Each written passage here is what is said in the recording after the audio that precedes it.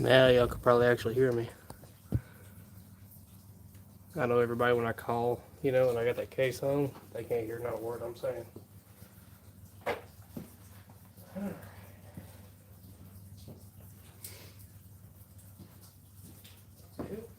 Just a mess today.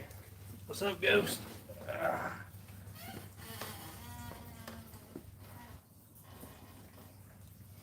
Good morning to you.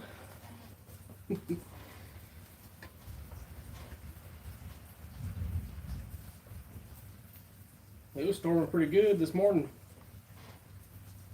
I've been up since about, we'll say around 4:30.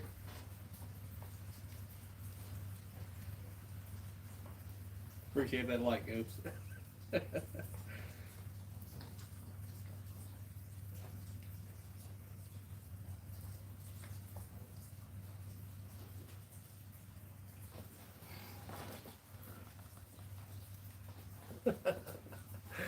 We cooking bacon?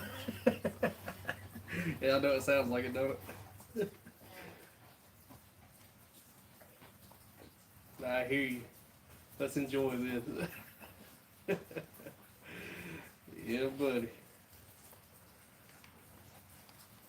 Boy, this is a rarity. How you doing, Dave? Oh, you're eating bacon? Hell, this rain sounds like bacon cooking. Now I want bacon. Thanks, Ghost.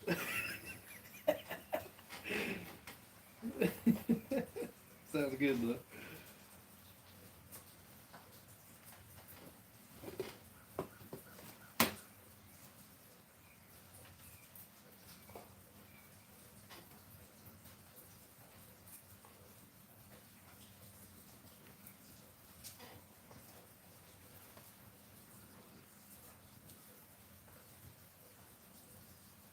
I hear you. I got some sage sausage in the freezer. I think I got a can of biscuits too. Hold up.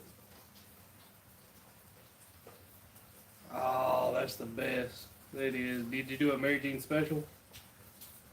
But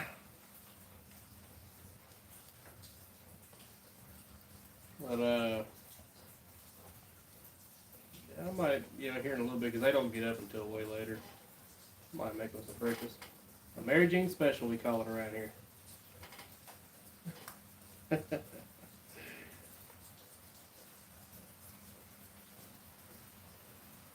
They actually got it on, yeah, flour, pepper and milk.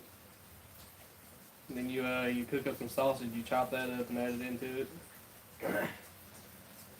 And what a lot of people don't know, I take just a little bit of sugar. You don't want to overdo it, but you add a little bit of sugar to it, make some sweet gravy, dude. It's trust me, don't knock it till you try it. It's really good. If you keep doing it that way and you keep eating it with biscuits, you'll look like a can of busted biscuits. Because I'm telling you, it's good. It's real good.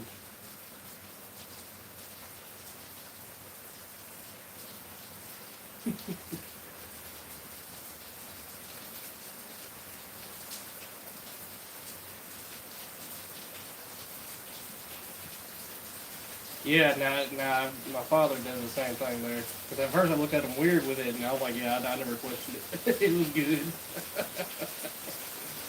Yeah.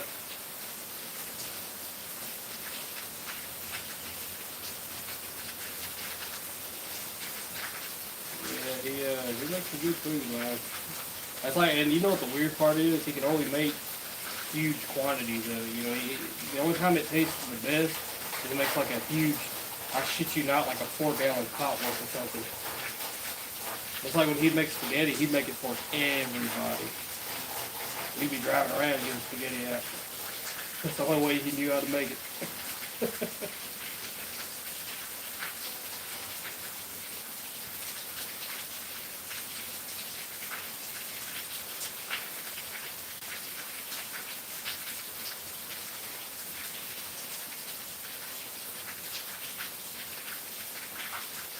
Put the onion and shredded cabbage, put potatoes and sugar, cook it till done, and chop it to bacon, and add it back in, and what was it? I wish Chapman's did it.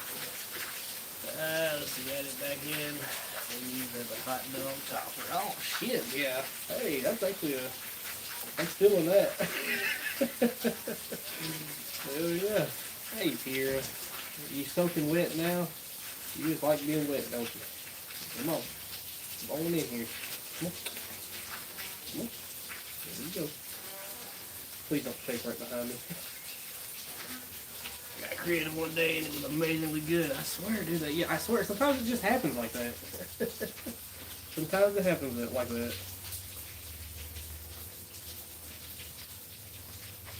That's like now I know you got to use genuine Ziploc and you got to use a freezer bag. It's something about the plastic. But have you ever had a Ziploc omelet? But like I said, it's very important to use a freezer bag and a Ziploc brand bag.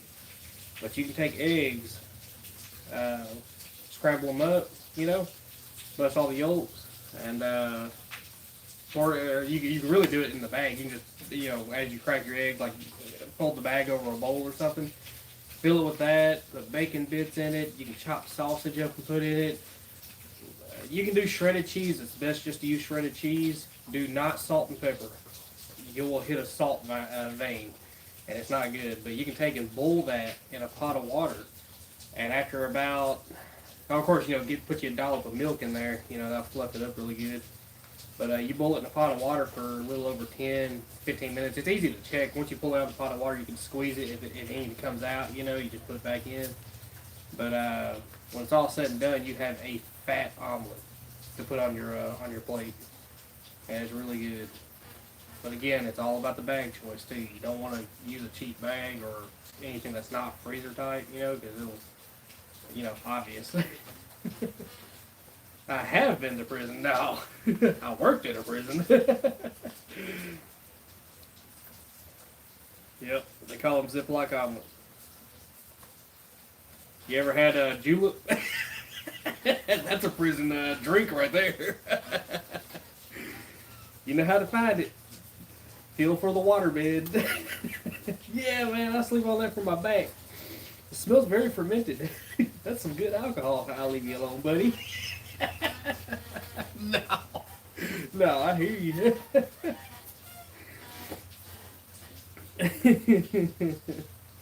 Oh no, would I drink it? Hell no. I don't know. If I was making it myself, maybe. Yeah, you'd be surprised. They get creative in there, dude.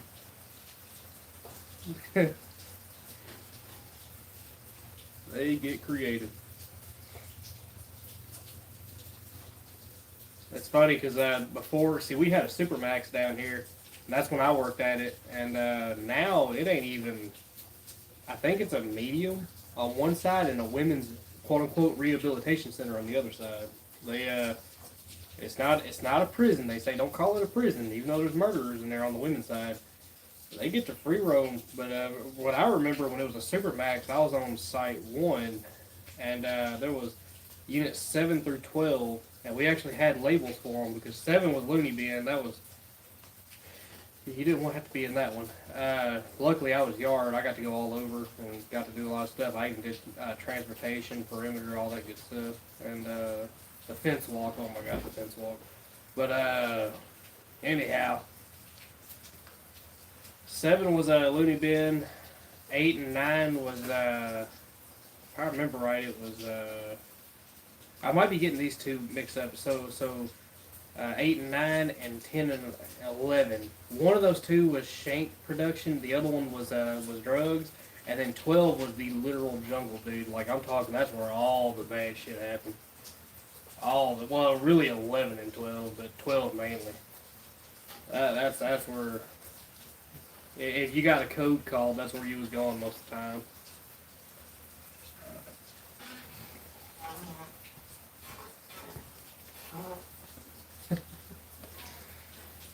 Yep. It was wild, man.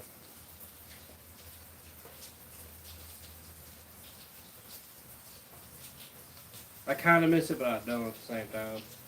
I remember one time, but they had a funny thing, man, dude. They never let me live this one down. I was doing the fence walk, so on these prisons, on these Supermaxes, they got sensors that run all up and down the fences, and you got to test them every night, like 2 or 3 times a night. You got to test them.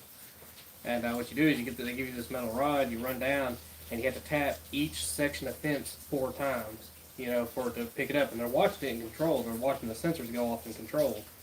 And as you're doing it, because used to we would just rake it up against the side, they all got on to us about that. You have to tap it 4 times per section. Something about the sensor layout, I don't know. Maybe don't give me the line. That's the one place I never worked with control. I've been in there, but don't give me the line on how it all works. But anyhow, the walk is well over a mile because it goes around the entirety of the complex on site 1, and then you got site 2, which has another fence walk for their side. But anyhow, I'm tapping it, get it. Anyhow, but I'm tapping the fence. And when it was cold outside and you had a lot of ice buildup and all that, now to set the scene, it's only like 2 foot wide where you're walking. It's not very wide at all. You barely got room to get through there. But they got this fence, that actually comes over, and then you got that Constantine wire that sits over top. So every time you tap it, ice falls on you.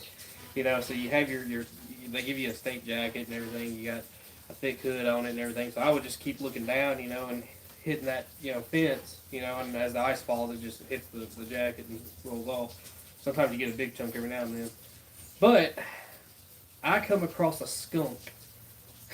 I don't know how he got inside that narrow passage, but he did. And the problem was, I don't know why the little dude was waiting for me, I guess. But I was looking down, and as I come up, I walk right up on this skunk, dude. And all he did was he went like that, and he started turning around. I took off running the other way. Well, now, in control, they see the sensor stop. They're like, what happened? Are you all right? And I kept hearing, I'm not going to say my last name, but I'll say Jim. All right? They said, Jim. Jim. You all right? My ass was hightailing it the other way, and all I could get out was skunk. They were waiting for me at the sally port when I come back out of the fence walk, dude. Luckily, that skunk scurried on up, and he was able to actually make it under that fence. I recorded where he got under, but still. Dude, They got me, dude. Man. Yep. I know the worst thing I hated doing was PCs. Golly, dude. Some of them are the worst of the worst. Oh yeah, that is a real thing, by the way. What the fuck? That shit is real. Why?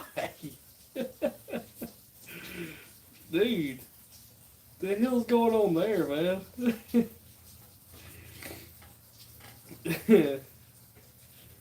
Yep. No, I saw that, dude. That is messed up. How's that gonna work?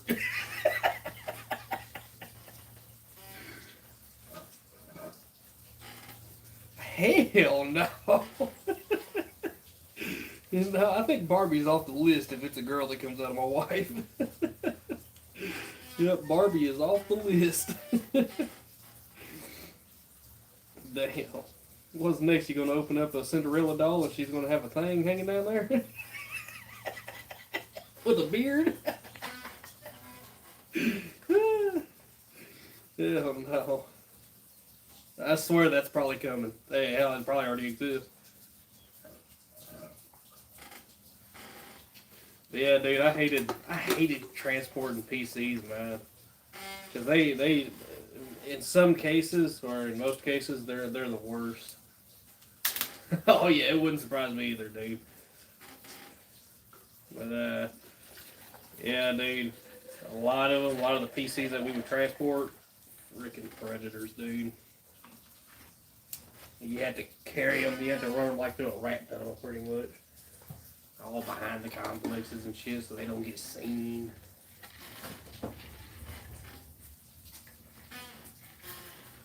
And then, of course, there is a scary statistic up there. They tell you how to treat, inmates and all that. And I get it, like I said, that's their life in there. But don't ever trust them. But there is a scary statistic. They were showing where there is about, at that particular prison, a possibility of like 45 to almost 50% of it could possibly be innocent. And then it started making more sense because the DAs around here, dude, they'll convict your ass in a heartbeat over stupid shit. No kidding. You can't even fight nowadays without getting thrown in jail. Catching a felony. One fight ruin you. Oh.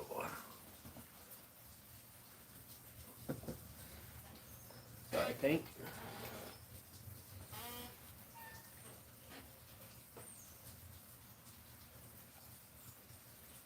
Oh yeah. yeah, I watched that thing. Yeah. Morgan Freeman. But yeah, no, dude, there are a lot of people that are innocent. I know one guy. I felt bad for him. I actually felt bad because I looked his record up because a lot of them you can't always trust what they say. But this guy, he was actually telling the truth. He driving home late one night, just worked long hours, going down a dark back road, and he says, I was just driving, and I didn't even notice it. I hit somebody. Boom, hit him. He pulled over, he helped, he thought he did everything right. And they ended up, one of the people died, the other one was, severely injured, and they ended up locking him up for 15 years over that for vehicular manslaughter. Or 14 years. Can't remember the amount. I know it was around 14 or 15 years. And he was about 7 or 8 years in at that point. Just driving home from work, two of the most brain-dead imbeciles walking down a damn dark-ass back road, hears a car coming, sees a car coming, and does not get out the fucking road. I mean, natural selection is what I call it. But, what can you do?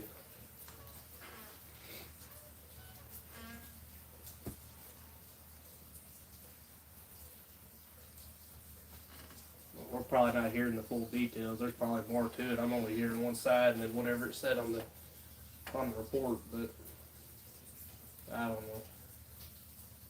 If all the details are correct and let's say how he described it was correct, yeah, it was pretty stupid.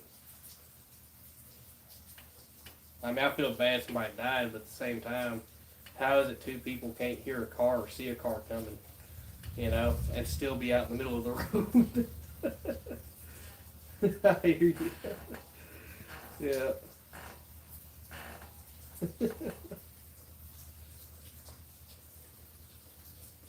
There's a lot of cases like that in there. Like I said, that DA we got, and that prosecutor, my friend just got out of prison. Oh shit! We got a prosecutor that's rough. They're just looking to make a name for himself. He'll lock you up in a New York heartbeat. You got a friend that just got out of prison, huh?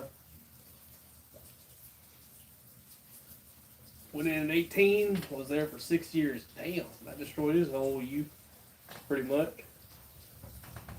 A good chunk of it.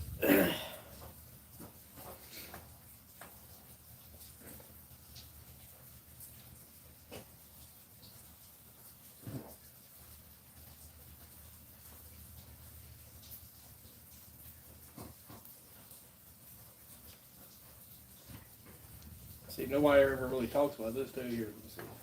He was in a situation where there was a road rage and a girl in another car died. Yep, that'll do it.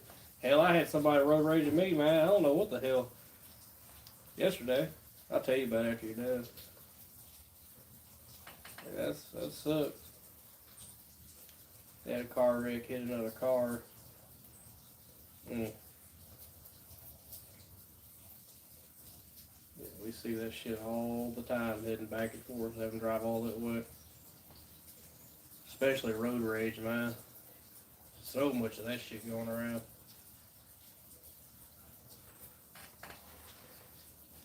I'll tell you a story about the time I got a gun pulled on me down there in Louisiana. I was driving a semi truck. No shit. I'll tell you about that one too here.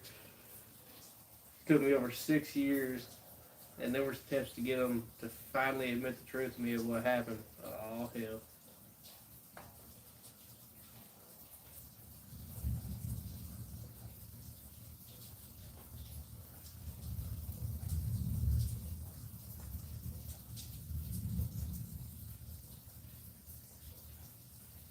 So your story of the guy in prison. Fuck. My train of thought just I was thinking of the darn Louisiana thing.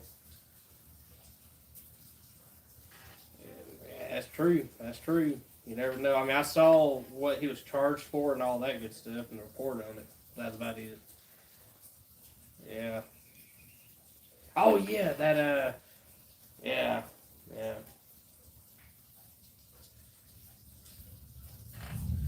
Because my friend denied driving, denied a ton of stuff to me.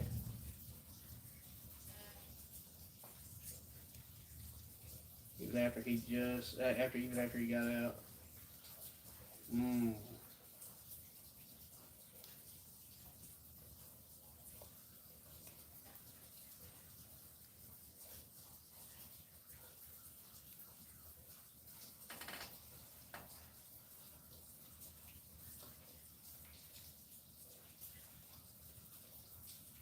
That's true. That is true.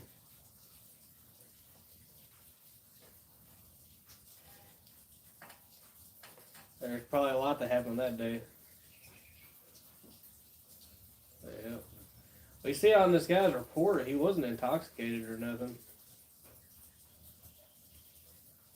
That's the only reason that story kind of stuck with me because I was like, well, I mean, it seems like a normal dude, you know, driving home from work, dark, back road, two people out walking in the middle of a back road. I mean, that's kind of, you know. But I don't know. Who knows? Hell, by now he should be getting close to getting out. Yeah. Shit, he probably don't like about a year or two. Yeah, just about. Just seems kind of stiff sentence for an accident. Yeah, well, at the same time though, if you knew this area and you knew this county, it's pretty rough, dude. They got a prosecutor that I swear is trying to make a name for themselves. Get in a fight out here, watch what happens. Like a legit, like you just fight, you know, normal fight, ain't nobody doing nothing else. It's like almost an honorable fight, in a way, you know. Old school type shit, right? No. No. All it takes is one fucking person reporting and one wanting to press charges, and that's it. That's it. Somebody might be salty, and that's it. But yeah, let me tell you about this. Shit, yesterday, I got back from Memphis. Said, well, I gotta go to Walmart. I gotta get some flowers, all that good stuff, right? And went and got flowers. But as I was coming into town, don't know why. I truly do not understand why. This person must have been having the most effed up day. I'm talking shitty to the shittiest. And they took that shit out on me. I come up, and it's right where it drops down to 45. So it's 55, and then it drops down to 45, right?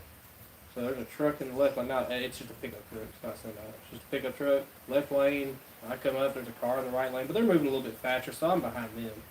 I'm probably about, I'm going to say, almost 2 car lengths behind. Not nothing close or nothing. Not like stupid close. But anyhow, I don't know. That was enough to piss them off because, man, they slammed the fuck out of their brakes, dude. So I jumped over. I was like, what the fuck? And next thing you know, they're rolling the window down, flipping me off and cutting me off. I was like, I just got here. I just got here, dude. I had nothing to do with anything. It was not me. Dude. Oh. She was mad, dude. I don't know what the fuck for. But the darn Louisiana thing, though, man, that for real fucking happened. I was heading down to, it was a Kirkland stop. So this is back when I was hauling for Kirkland's. It was, JST, but, Kirkland's. Is the low there, or not JST, it was Max Trans. Max Trans. Anyhow, they had a Kirkland's load out of Jackson that was heading down to Louisiana. And so I got down there. I think I was on one of the, there's like 2 or 3 ways into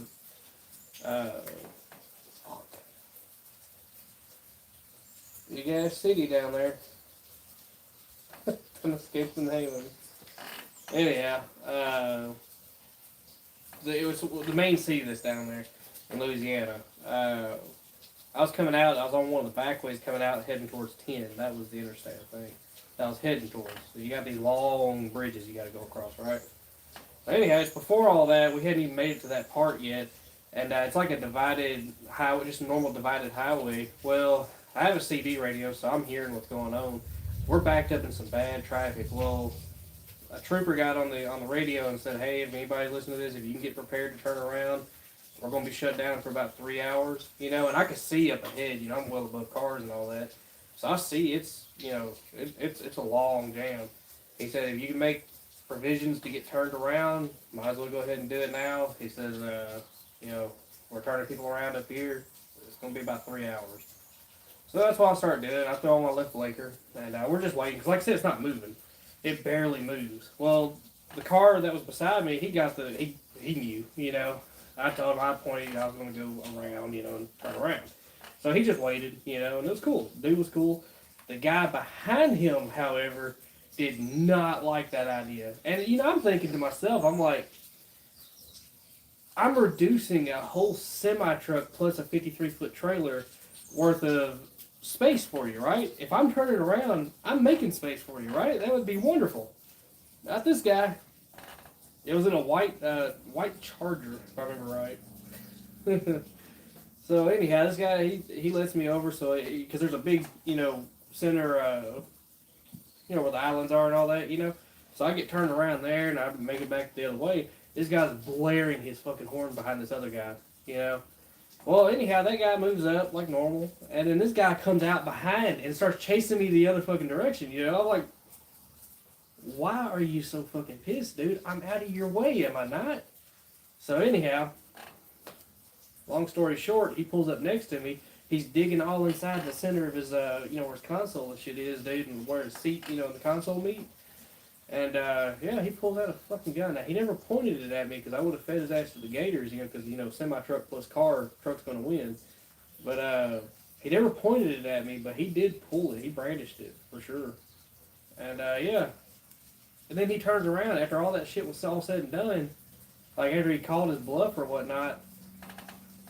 You could say that. You could say that. But, Anyhow, he jumps up, jumps behind me, and because I got part of his tag, and I was like, fuck that, I'm calling your ass in, dude.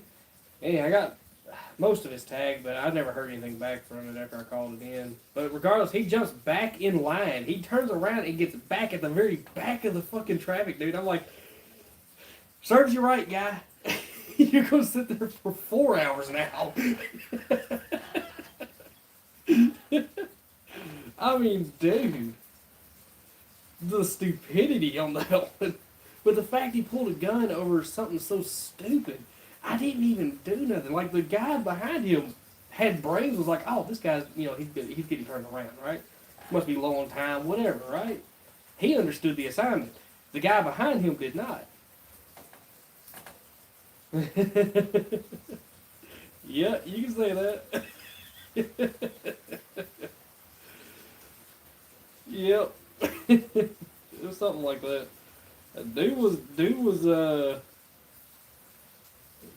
yeah, dude wasn't smart at all. Let's put it that way, man.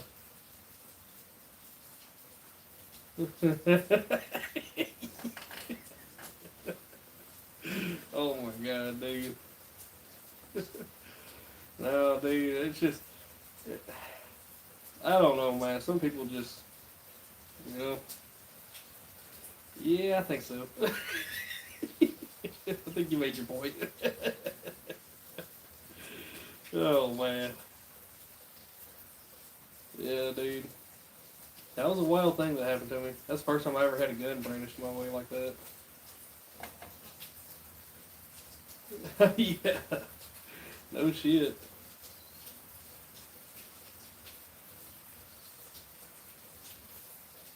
But the fact he turned around and got right back in line, just that was the cherry on top. Mwah. Oh my god.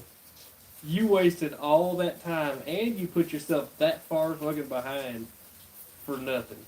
I ended up having to go back through the damn city of New Orleans. New Orleans. Golly, I don't know why I couldn't remember that at first. But I had to go right back through the damn city and take the main. They have that new bridge that goes out now. And that's the way I had to end up going out. My headset is messed up. Only one side works. Oh shit. That sucks. Could be worse. Hell, I only got one earbud left. My other pack that had the two in it, one of them actually. This is the first time I ever had an earbud actually go bad. The speaker's messed up in it. Normally when an earbud goes bad, it's just the battery just sucks. But no, not this one. The speaker actually went bad. Can't complain too much. It was $5. That $5. It lasted a good minute though. I want to say probably about 6 months, 7 months. I mean, $5 for that much. I mean, shit.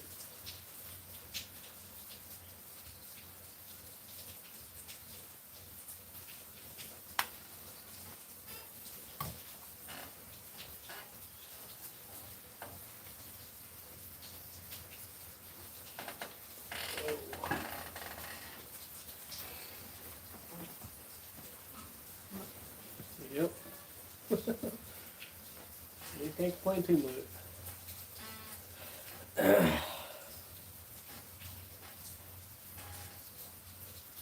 I gotta finish this darn hitch deal. I got most of it built.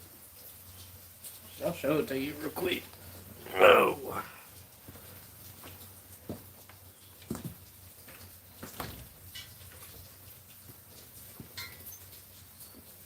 Don't laugh at the welds too much. So far what I got done to her, I used one of these. Look, though, that's stick welding. Alright, it sucks. I'm sorry. Anyhow, I got her kind of marked up. I got it marked up for the for where I'm gonna weld the rails on.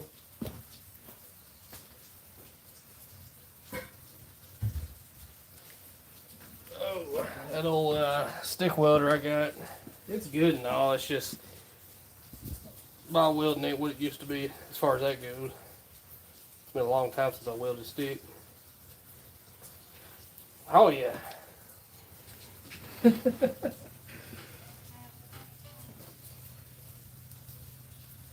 Yep, those are ammo boxes. On that mini bike.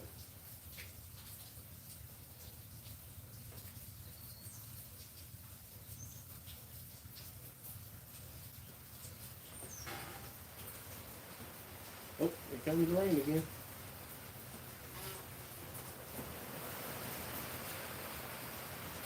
For snacks, yep.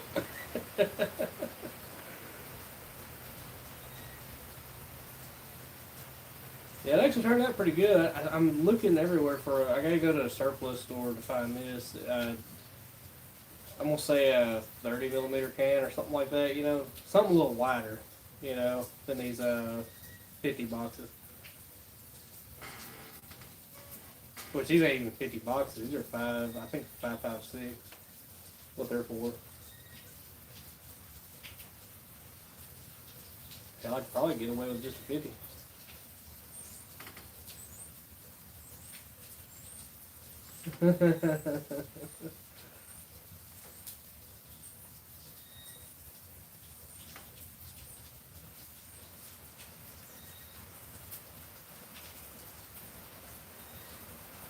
Oh wait, how did I knock myself this time?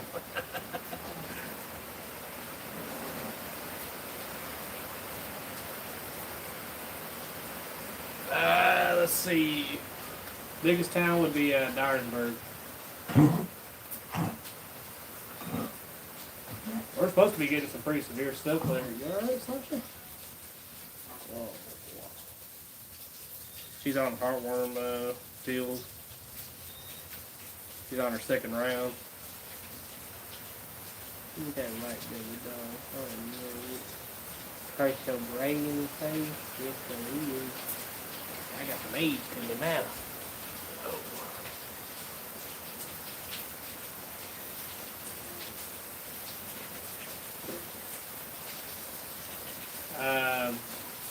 BYERSBURG.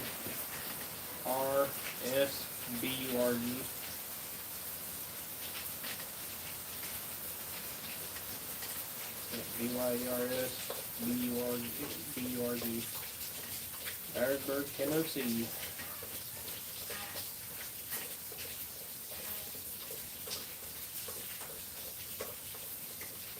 That town, it's really expanding fast, dude. They just built a whole bunch of new shit down there. I bet if you look at satellite photos right now, it still looks like a bunch of fields out that way. It's not. It's all parking lots and malls and shit. They built that shit in no time.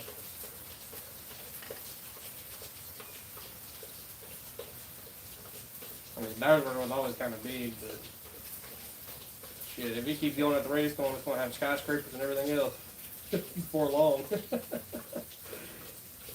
They now have a Waffle House, so you know it's getting serious.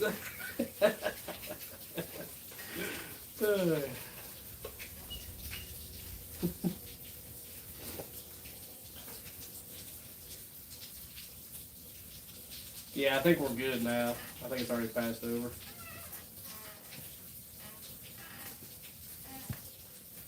Yeah, I think, isn't there something later coming on later? That's supposed to be the bad shit? Because they were talking about oh no? I was watching Ryan last night. They said a big squall line is supposed to come flying through.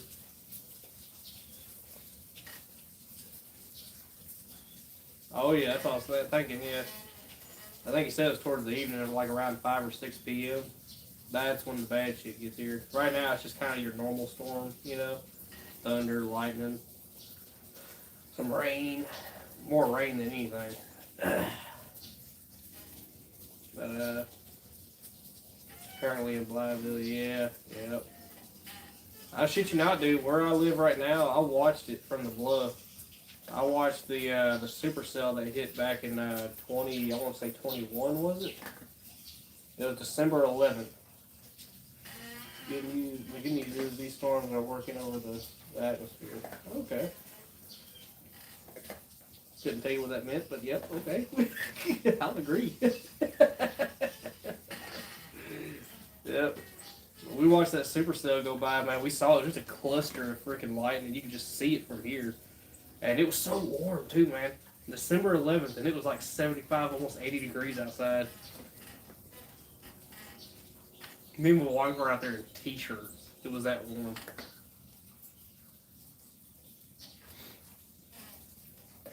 And we just watched it.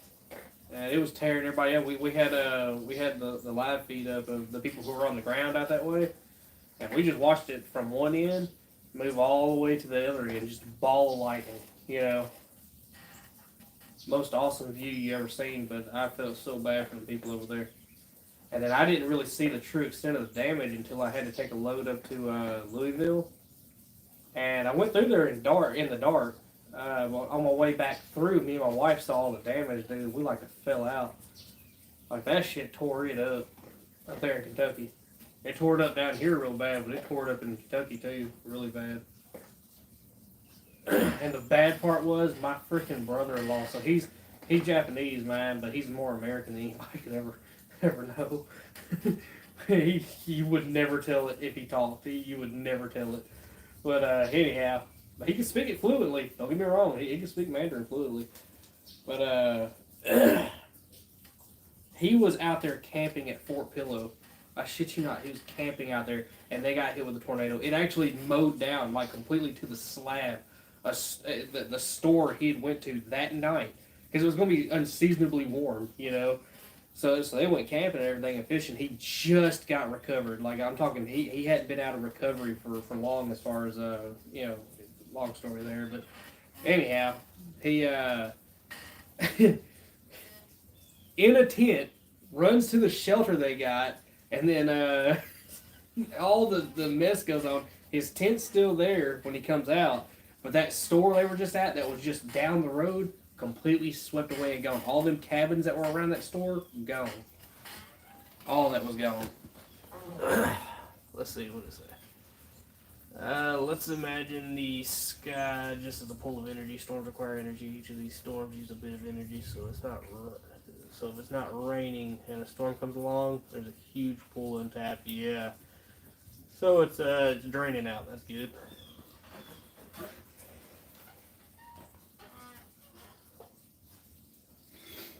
Yep, well, that's good. But yeah, he definitely has a story to tell on that one, dude. It was crazy. And I remember we rode up there probably about I want to say around 3 weeks to a month later. Me and a good buddy of mine stopped in Jarrell, Texas the other day. Oh shit! Now I did see the tornado documentary on that one. It's been a while back. Can't remember the entirety of the details, but I do remember watching it because I remember the name. Yeah, there's a guy I like watching. What's his name? Shit. He's the one that drives around in that car. He's the most unassuming guy, but he actually produces some pretty good videos. What is his name? I don't know. Yeah, me and a buddy of mine, we rode up there and we saw the damage, and yeah, all them stores were still gone. I mean, well, obviously still gone. Because Hank, that's him. Dude is cool, man. He's funny as hell. You know, like his sarcasm's on point, you know. He chased one, man. Visually, it was awesome. Even though it wasn't, it tried to touch down several times, but he chased a funnel for a minute, and just the view of it was awesome.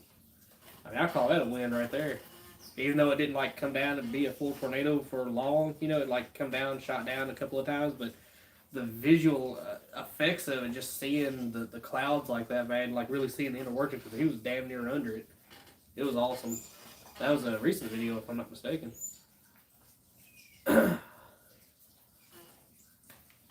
Like I've been telling Chop, man, if he ever gets a chance to come out here and see a tornado, man, it's crazy. Like I said, we had one that come, I mean, right in between my neighbor's house and me, my nearest neighbor.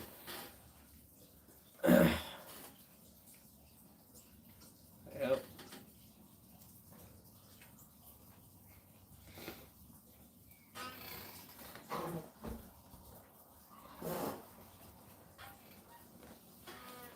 My 16-year-old cat is just screaming at me and biting. Ain't that about right? I got one. She's around 12 now, and there you are. Mean as a rattlesnake, but she loves sometimes. I saved her out of a semi-load of scrap 12 years ago. She's been around ever since. Couldn't even see. Kitten. Didn't even have her eyes open. I just heard a kitten. I went crawling down all through that trailer, man. I found her right there at the very front of the bulkhead. Now, mind you, he had been packing that trailer with a traco, just packing it down with scrap. And this little kitten somehow didn't get hurt. So I grabbed her and I gave her a little syringe of milk and all that, and she weaned her up. That's where I learned you have to wet a paper towel and wipe their bottom so they actually poop. That's fun to know. I had to do that, and then she's been mean ever since. So yeah, she's calmed down. She has, but man, when she first, she was feral. But she's definitely calmed down now. She was just sitting in my lap a minute ago. No, I ain't. Hey, hell no, I'm not Mama Cat. I promise you that. Ain't no way. So I wetted a paper towel. It worked. 12 years later, here her ass is. She got her own spot though, man. But I found the secret. I opened the door because I was to the point to where like you're just a wild cat, dude. You need to get your ass out of here. So I opened the door and I said, wherever you end up, where you end up. Well, it seems like opening the door really made the difference because she calmed way down. She gets to go outside. She comes in, eats, all that good stuff. Now she loves on us and shit, dude. She'll only take so much though. If you walk up to her and start loving on her, she'll pat at you and shit like that. But yeah, she's definitely gotten better. She's been like that now for about, we'll say, past 5 years now. So definitely not as bad as what it used to be.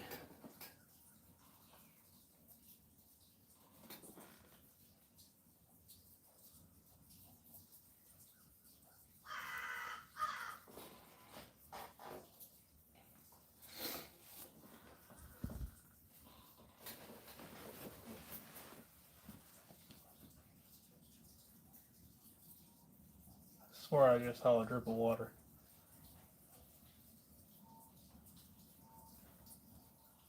I did see a drip of water. I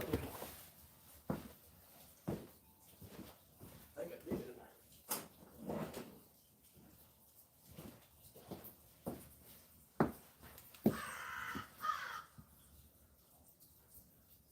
Okay, maybe I didn't.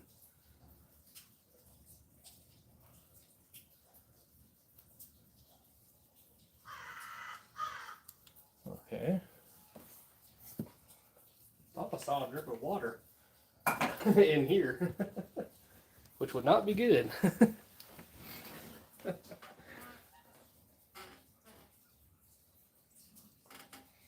No, I hear you. Drinking my dad fuel over here. Hi, brother. Oh.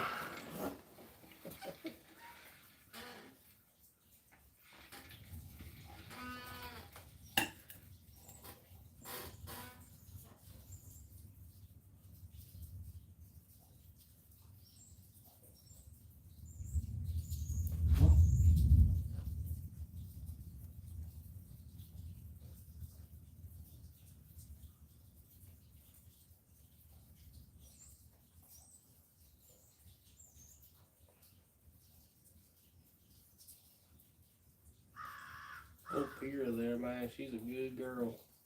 What y'all see on camera right down there behind that tire? She was a little old puppy. Somebody kicked her out somewhere down here. She, as soon as I opened the door, I was leaving out for work. As soon as I left my driveway, went around one turn, there she was. And as soon as I opened my door to say, hey, she jumped straight in. And she's been here ever since. She's about 2 years old now. And heavy. A big baby. She is sweet. Super sweet. Yeah, I'm talking about you.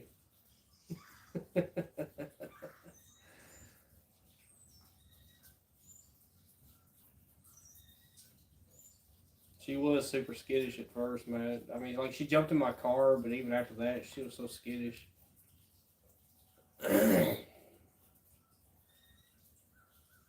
She's sweet. Still going through that phase of still getting into stuff every now and then. I finally got the cord problem and the hose problem out of you know. Yeah, that took some discipline there, but she finally stopped chewing up cords and hoses. She's been good.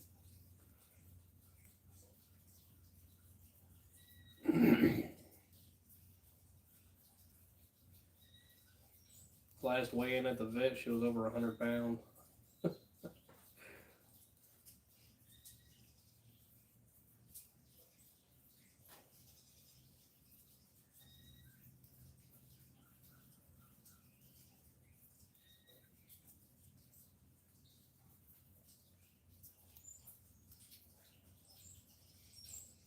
Loves the mini bike. Oh my god, but she scares me when it comes to the mini bike. She wants to, like zigzag in front of it. Just, yeah.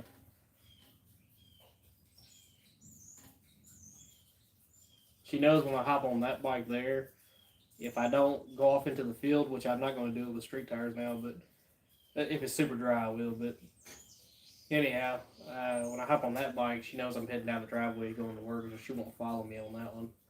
The red one, it's game on, and then the mini bike, it's game on. Now, if she sees me heading down straight to the shop, she'll stop chasing. Oh, she knows I ain't going nowhere, you know. But sometimes that's where I trick her. I'll jump off the road and you'll see her run all the way from that up here down to the field to get me. There's a thing I do with my dog that's really cool. In a way, it's kind of a good thing though. I got some good camouflage, and I'll run out and I'll run my scent everywhere else, and I try to break my scent up with the road and things like that. And I'll backtrack and I'll just zip all over the yard while they're all in this room. It's a big game for them.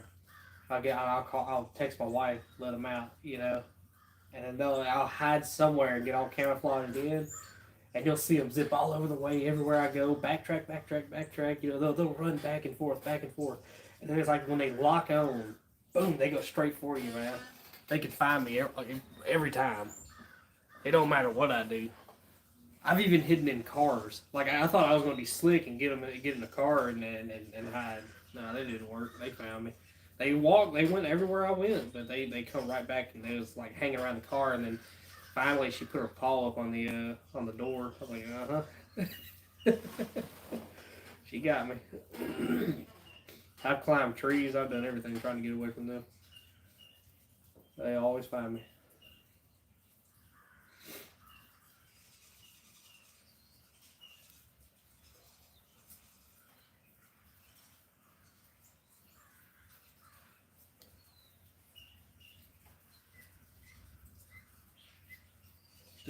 Hear some thunder rolling in the background. Yeah, I think I want to make me something up real quick. Let y'all enjoy the view for a minute.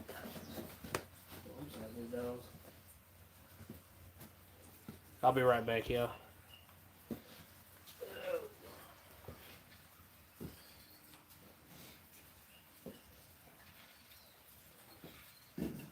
I'll make something up real quick.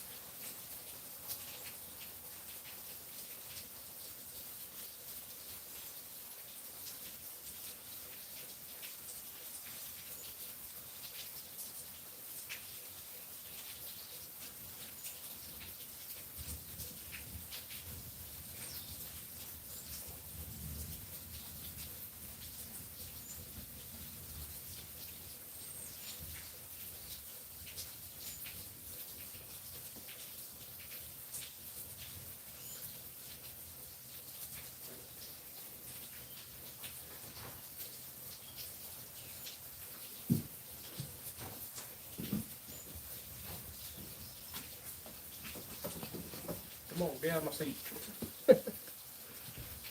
Pink, this seat is not for you. Let's see, doing my bad habit. Got you on my phone. I hear you. Come on, Pink. Come on. I know you're hissing at me. I'm sorry. I didn't mean to take this whole seat from you. Hey, my wet dog, please don't shake yourself near all the electronics. Come here. Come on. Over here. You are soaking wet. I love you. I love you, but nope, go that way. Go that way. You better not shake yourself over here. Yeah, there you go.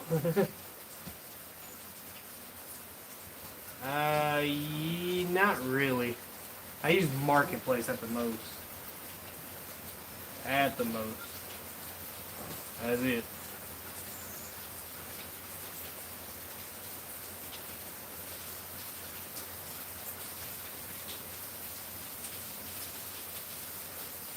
I used to be on Facebook a lot, but that's been years ago. When I say years ago, it's been like 5 years ago. They started censorship really heavy.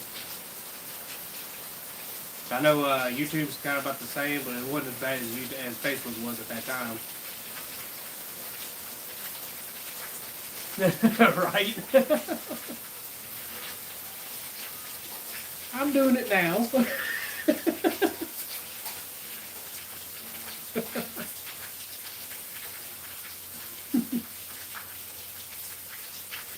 Yeah. I don't know. It don't hurt getting away from that for a minute.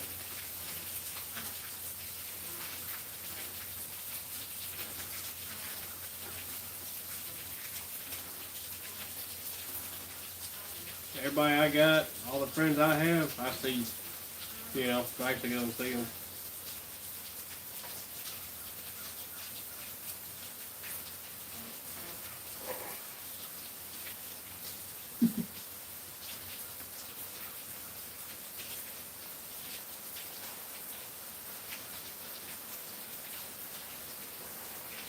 Even when I had Facebook, like nobody really did too much, you know.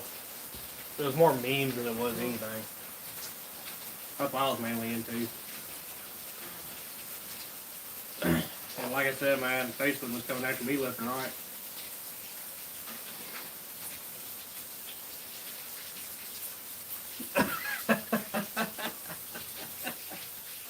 Oh, come on, man. Start the drive. It's part of the adventure, ain't it?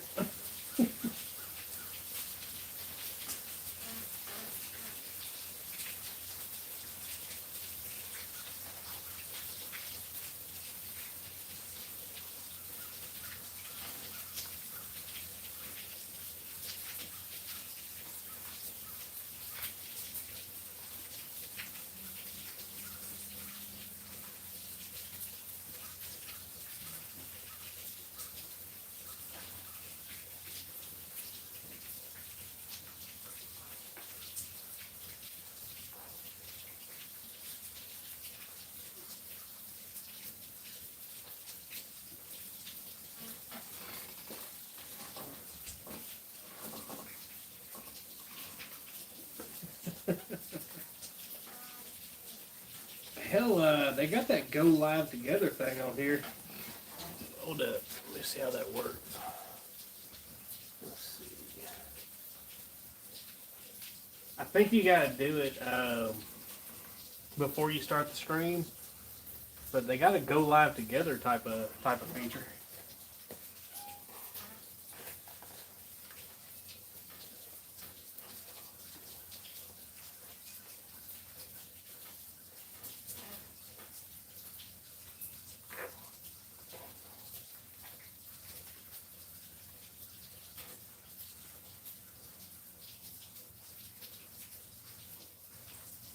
You know, another thing, you know, I got that email, but another thing I could do, I could create like a messenger that's of this account, you know, like this type of account, you know, the name, and yeah. That way you can do calls within, you know, like doing the videos and whatnot. Which I don't know if that'll work. Hold up. I would probably have to go live on something else, and then the phone or no, no, that's right, Messenger, the internet. I could probably do it off the computer or something, or off that other phone I got, you know, because it's just audio at that point.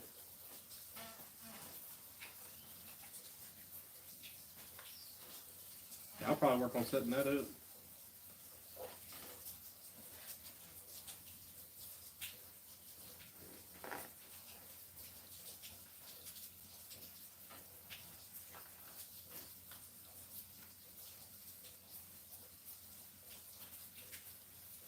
Probably not the best way though, because don't all the major like streaming channels don't they set up like a temporary number? It's like a temporary number so that nobody, not just everybody knows, you know. And then whenever you're done using it, you just, you know, get rid of it. I want to say something like this because I used to watch a guy called Outlaw Morgan back in the day. I remember him talking about it.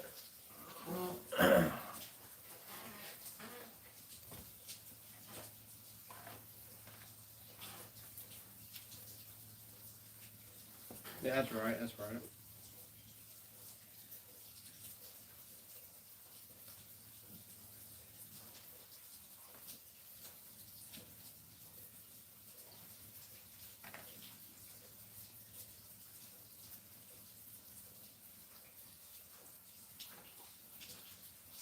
One day I'll break out of my comfort zone and start using all those other platforms. The only one I've ever known has been this one, you know.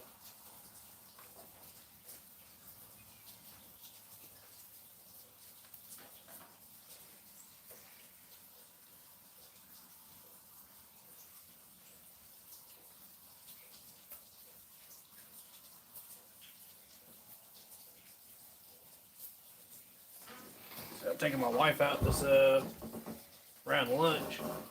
We're gonna. There's a place which I'll show this place in a heartbeat.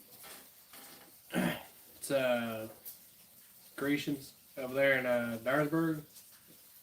That's a good place, dude. I say it's good the whole time. My profile pic on Facebook is a guy running from a tornado. Right? My old profile pic, it ain't this now, but whenever I was doing all the memes, it was a picture of a guy who used an MFer to beat another MFer. He had him by the ankle, was like using him to beat somebody else. That's an old one. Oh my god, it says I'll use an MFer to beat an MFer, to beat another MFer.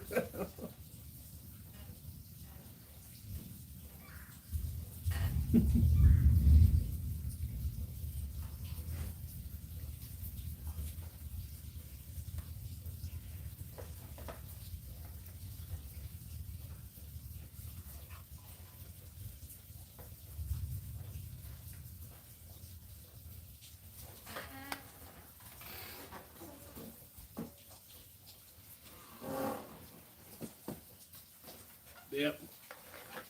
We're going to Grecian's somewhere around lunch. It depends on how busy it is. But that place is always busy for a reason. One, it's cheap. Don't care what you say about the place, it's a fancy place, right? Guaranteed you can have the best meal of your lifetime for 13 bucks, 12 bucks. You know? Daytona 500. Oh shit. I didn't even know. Yep. For like 12 to 13 bucks, you could have an awesome meal.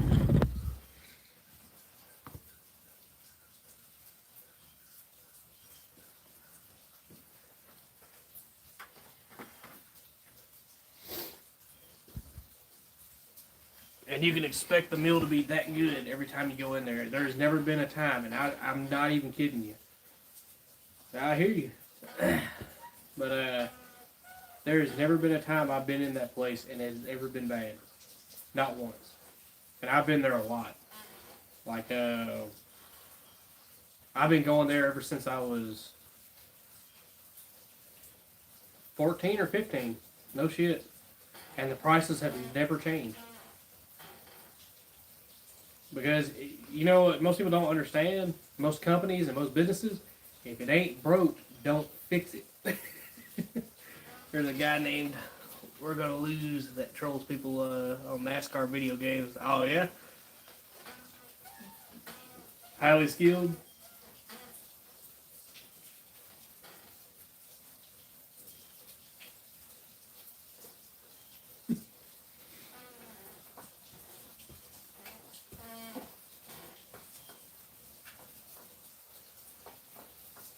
Called Earnhardt did it, or no, Earnhardt died. Oh my god. Yeah. I don't really watch NASCAR, man. Old school NASCAR, sure. That new shit, nah. Jeff Dunham, remember that? They're making a left turn. Legends of life. Damn. Oh, man. Ah, yep. Yep. Yeah, no, yeah, NASCAR ain't what it used to be, that's for sure. I like to see, without all the regulations, you know, just see who's got what, you know, because I think it's funny whenever you got these top class, you know, they spend all the money, this and that, and some poor bastard comes in with the formula that fucking works and blows them away. That's how it always was, man, and I don't know. That's just out of reach.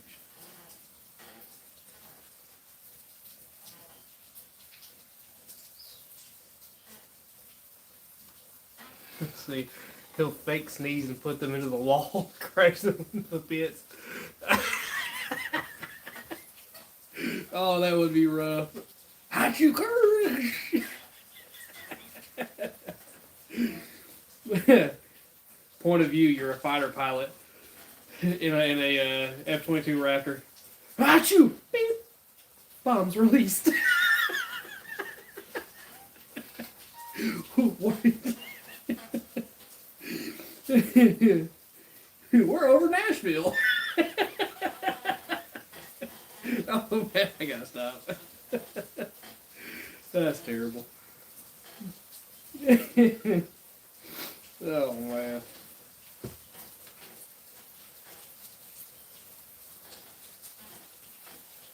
Oh yeah, no, I have seen those.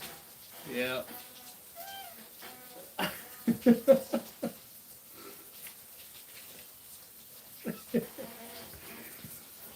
Yeah. Oh, you heard about over there on the border, man? They're talking about the cartel's going to use weaponized drones. That's about to happen.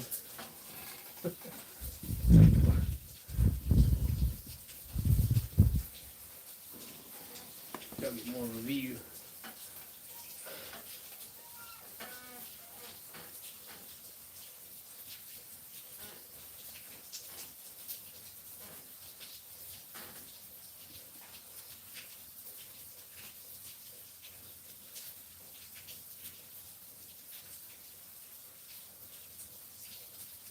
Remember FPS Russia?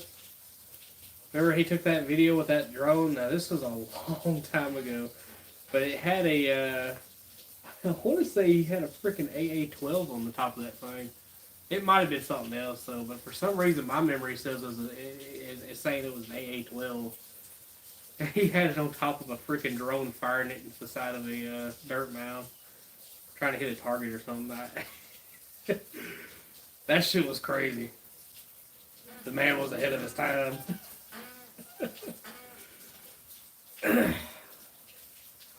You know what's wild? The AA-12 is not allowed here, man. That's not even a semi. Wasn't it like a? See, I know it's an auto. It's an auto rifle, but at the same time, they wouldn't even let a semi-automatic version. If I'm not mistaken. Oh man, dude. You know, after all this Ukraine and Russia shit's over with, right? Them guys are coming home with severe PTSD. Like they can hear a drone buzzing and fall out. That's a whole new form of scary. Used to it was you had to watch for the guy. Now you're having to watch for a T-90 ass little drone that you might not see until it's too late.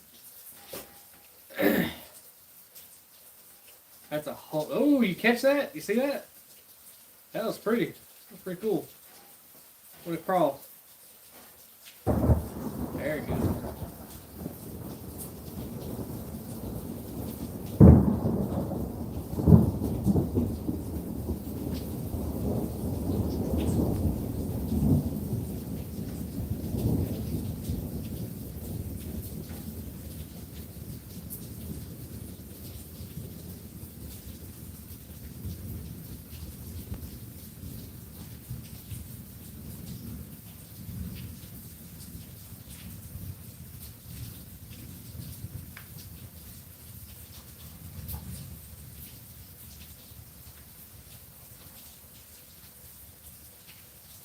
I was gonna let that thunder stop. I figured I'd let y'all enjoy that. Let's see. I have about the American Legion a lot. Those guys have bad PTSD during 4th of July. It's sad. So I refuse to do fireworks. I hear you, dude. A lot of people don't know, man. I can only imagine that if they hear any kind of hum or anything, they are scurrying. You'll see guys just scurry for the damn doors if they hear like the hum of something. It's just, that's a wild form of PTSD there. It's like that's the first time I've seen shell shock in a long time. They had a video, and that's what's crazy is the whole thing's videoed. The whole thing, the whole war, like it's the most videoed war there is. Like we thought the shit down in Afghanistan was videoed a lot, not this. These are all personal, like on the fucking field, videos. He run up to that one guy, man. He was completely shell shocked in that dugout he was in. Completely shell shocked. That's fucked up, man. Halloween one year at the Legion, I wanted to dress up as a Viet Cong. My neighbor says that's a bad idea. I would say so, yeah. Yeah, I would say that would be a horrible idea.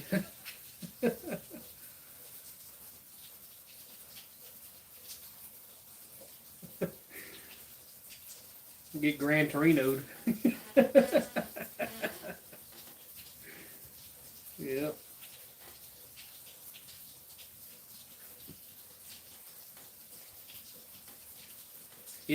I think back, just the cruelty of a drone killing somebody like this. This guy was running, which everybody had to have seen this video by now. My landlord died from Agent Orange exposure. Oh, shit. Damn. Vietnam shit there. But, there was a video. I imagine dudes, very much did. But he was like, praying for his life. He was unarmed, he was running away, and like I said, a lot of them probably don't really want to be there, Anyhow, the truth be told about it. But he's running away and his drone's just toying with him the whole time. Just chasing him around, and then it finally flies up to him and blows up. That shit was, that was fucked up.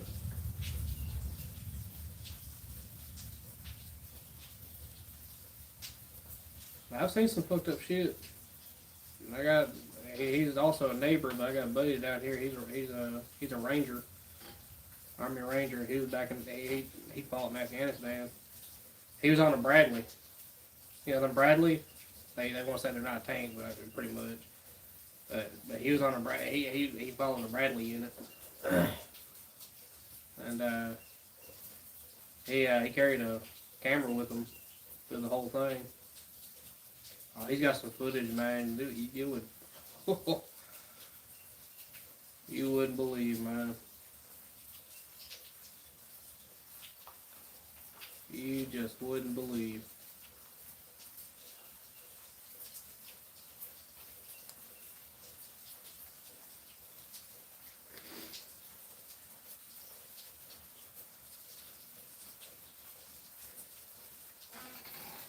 Neighbor's son was a leader in the Rangers for 7 years, and he came back with picks and videos. Yes, that's what he was, man. Everybody calls him Ranger Ray. I ain't gonna get his name on here, but yeah, he was an Army Ranger. There's the ring. A lot of them, Yeah, he's got one where they're hitting road bumps, and road bumps are bodies. You know, for anybody wanting to know. They've come across, that's like there was one where they come across a burning pile of bodies on the side of the road. They got that on video.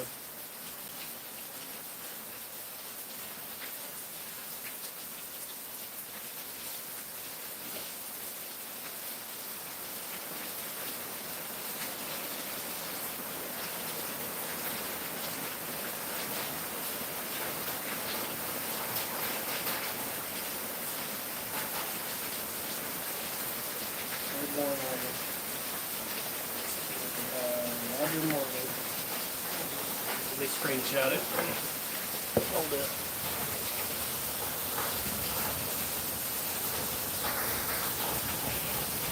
How about that? Screenshot failed. Let me try that again.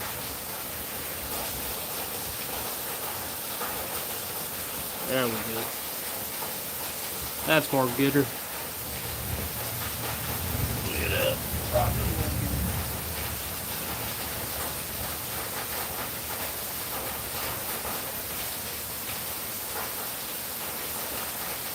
I swear I need a burner phone, man. Especially like when I'm live streaming at work and the boss man calls or something like that, or a truck driver calls, I have to answer it.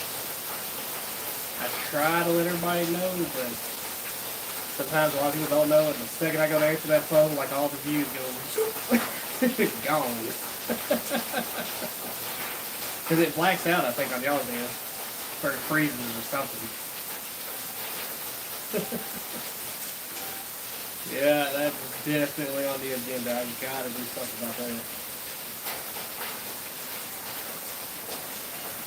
I really, truth be told, I really need a hotspot or something like that.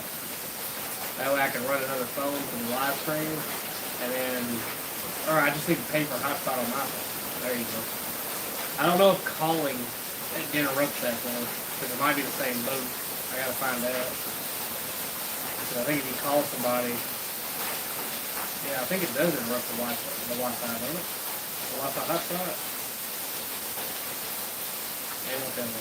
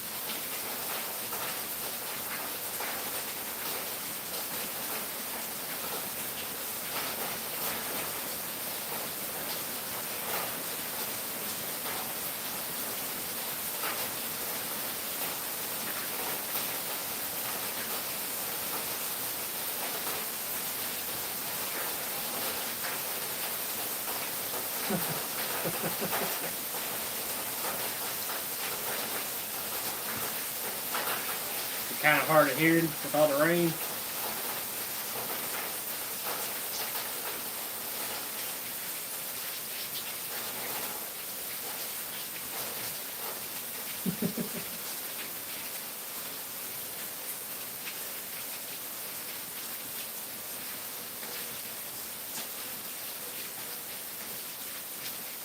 I can't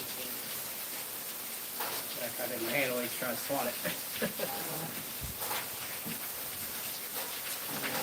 Where the rack is? Oh, I appreciate that, man. Sweet. Oh, I so sweet and mean and aggressive all at the same time. Cat, you're a roller coaster.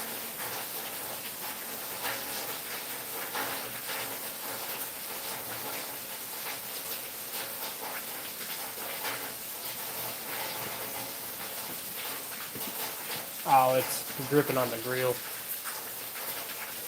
Let's see, making all that sound.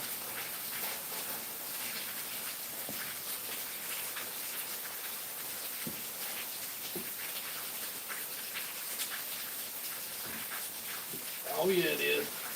That part is, I'm up on a hill. I want to add some more gravel up here. Really, I want to re-concrete all this. Yeah, because right there in the front's concrete, but it's all cracked up and whatnot.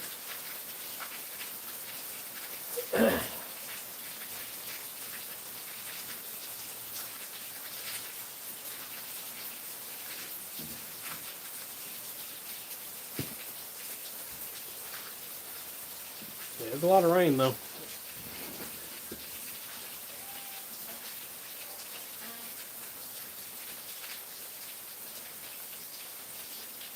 Down at the bottom, that's where all the flooding is happening. So all them houses down there on stilts. Maybe you just drive down the bluff right now, it's already coming up off in the field because it was already high before. It's been raining a lot. But it'll get so bad to where the road will be just underwater, you know.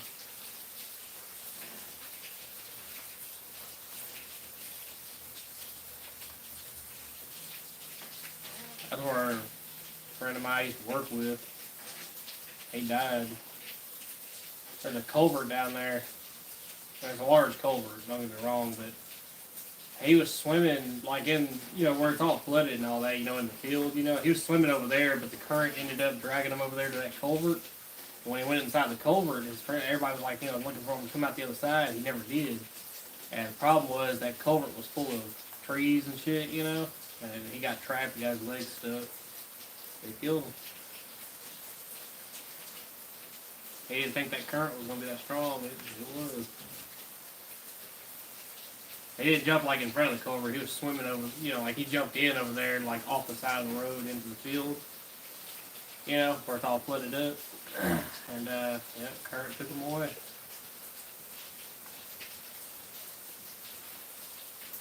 That's like, you know, I see a lot of people still swimming in the Mississippi, man. I never. I used to back when I was young. They still ain't found that 8-year-old girl that got swept away Christmas Eve. Yeah, that's sad, man. So I'll tell you what happened to us. We were swimming in this one spot. There's like it's a bar that goes out, you know, into the river. And you can swim behind it. It keeps you out of the current, but it's like a pool of water behind it. And we were out there swimming one weekend. Well, that next weekend in that same spot, the river opened up. That's the problem with the Mississippi River. Some bitch just opened up and swallowed a man and his dog. Right there, a week later in that same spot. Just the bottom of the river opened up, sucked them in, that was it. They found him later on. He shot out somewhere else. Just, I don't know, man. I don't trust the river. I had he's a friend, he's older, he's an older guy though. He has a little John boat. It was like a little 14 or a 15 footer, something like that. John boat, or 14 or a 16 footer is one of the two. But a little small boat, little Johnson engine on it. He fished the Mississippi River his whole life, and this is what broke him. He went out there, he was crossing over, you know, into the main river, and which I would never take a small boat out there anyways, but he does, he always did. And go out there, set up lines and shit, and well, freaking river opened up, started a huge fucking eddy. That's what we call them, whirlpool. Started one of those, and his boat, it almost took his whole boat. He was having to drive in circles trying to get out of it. He didn't have enough horsepower. He was able to finally, he dipped down a little bit, was able to shoot kind of out of it. And after that, he never touched the water again. Never went out there. And this story here This should actually be, because if I'm not mistaken, there's still a newspaper article online about it, but it happened down here in Mississippi. Give me one second. Excuse me. Anyhow, happened down in Mississippi over here. A man, his family, his family, and his friends were on three wheelers. This is a long time ago. Long time ago. This is before my time. They I got cool. Oh, I hear you. But they were riding three wheelers up and down the banks, and the bank opened up. They just four wheelers and all went under. You know, he was stopped fixing his four wheeler. You know, he quit on him. He was trying to get the carburetor, tapping the bowl, all that good stuff, right? And it took the friend and the friend's kids down after that. And there was nothing he could do. He just watched it. He said it just opened up. Down they went, closed back up, couldn't get to them. He said he dug and dug and dug and couldn't get to them. Yep. Hey, my booty. That's my booty girl. Yeah. Hey, you good girl. Hey, you good girl. Oh, that head cracking so good. Hey, yeah, that's a good. I want some more. Oh, here comes Jealous Bud. Here comes Jealous Bud. I'm giving you attention. No, Boogie. Be nice. Be nice. Your mother don't want you are soaking wet. Go. Girl, get. You are soaking wet. Don't do that there. Nope. Had to protect the phone. Alright, come on, wet butt. Don't do that.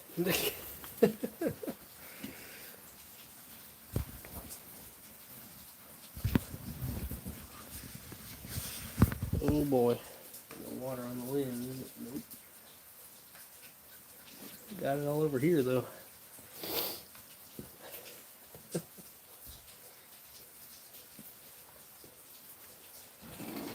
Oh.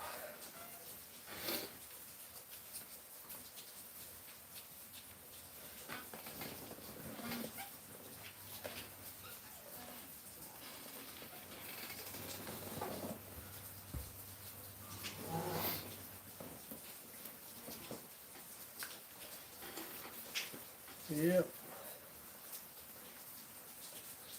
The most river I'll ride in would be the Tennessee River. You know, over there in Middle Tennessee, or of course the Ozark River. I'll float on that. And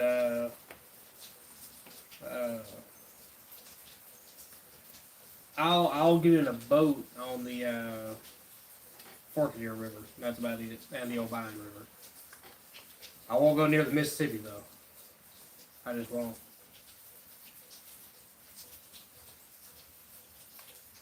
If I'm on a barge or if I'm on a larger, like a huge boat, I probably wouldn't have a problem with it, but yeah, not no small boat.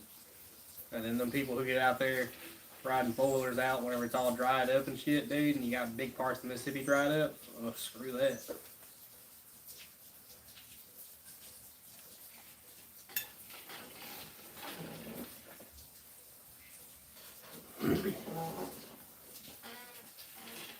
Yep, it's just one river I learned to just stay away from.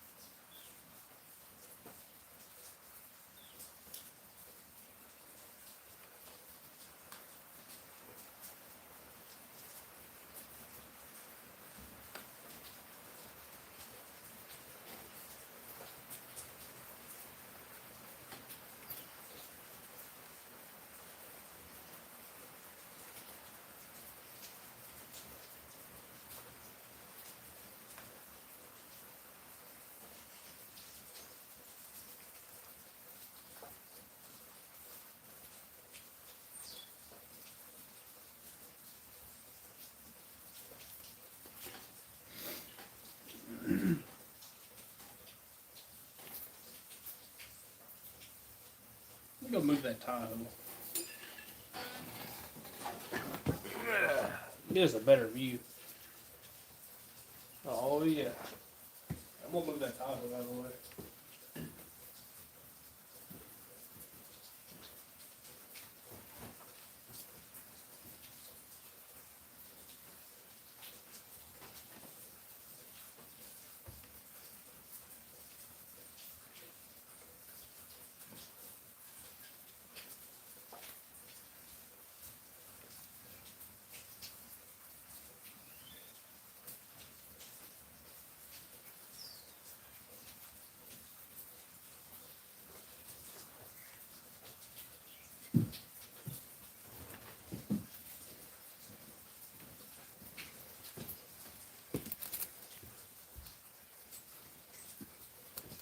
That tall hoe.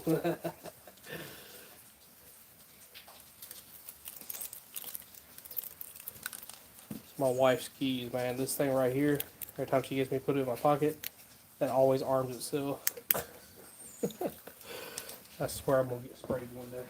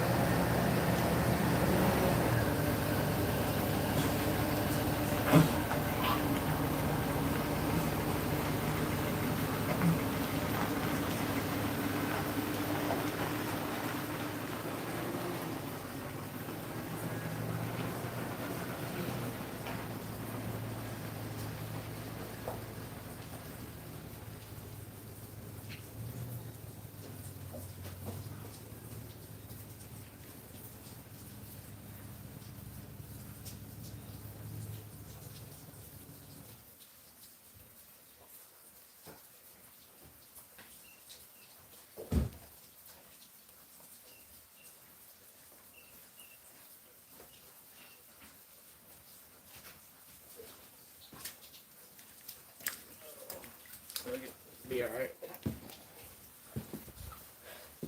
Oh.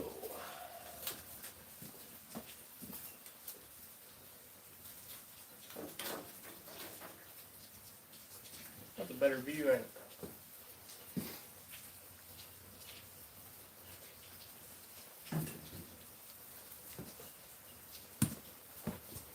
I hear you.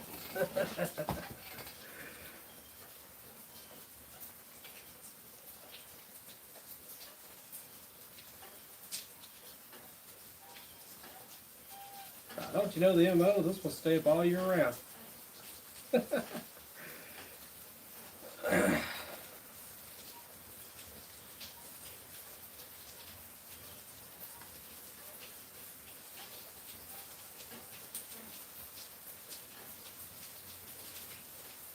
Although that was a good fall down.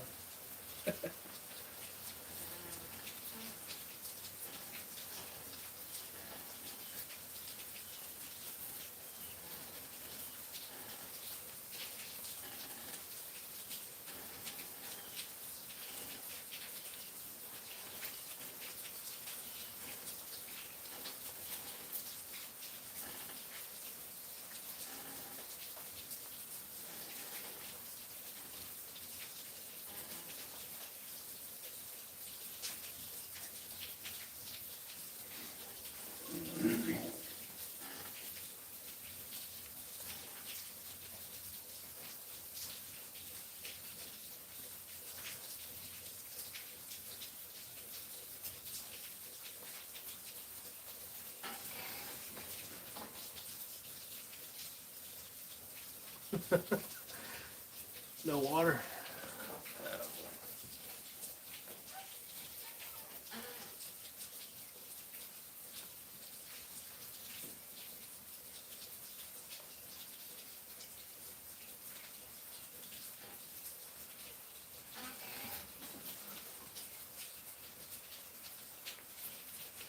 Oh, the chair and what?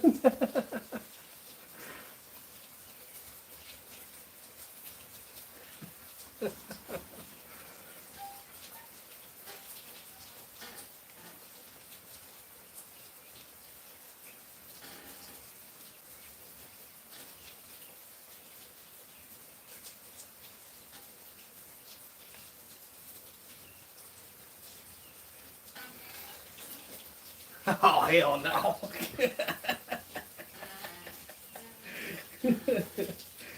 Uh-uh.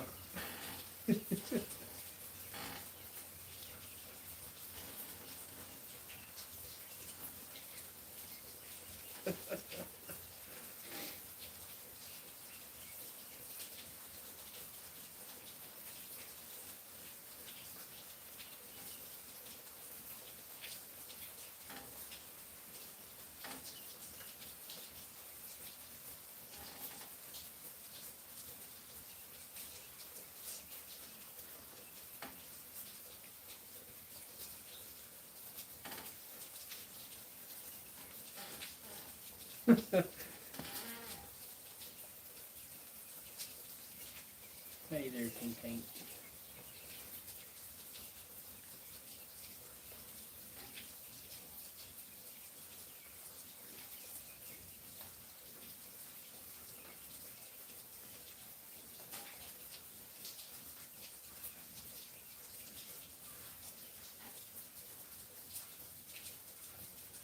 Oh yeah, I hear y'all purring and being nice. Oh hell no. Shit, you know when they did that pregnant emoji shit, dude? The dude pregnant? I just messed up. First I thought it was a joke until I actually went to the emojis and I found it. I was like, oh hell no. Undo that update.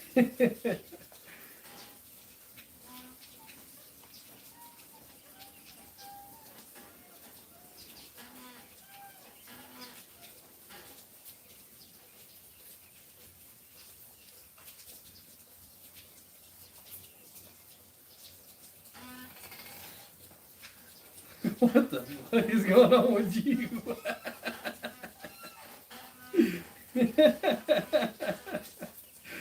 Damn, even Tank run away on that one.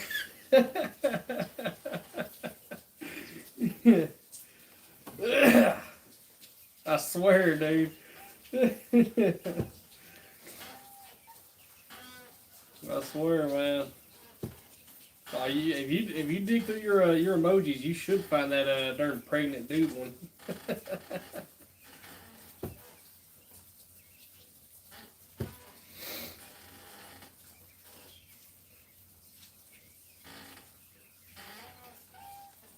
You're looking too, ain't you?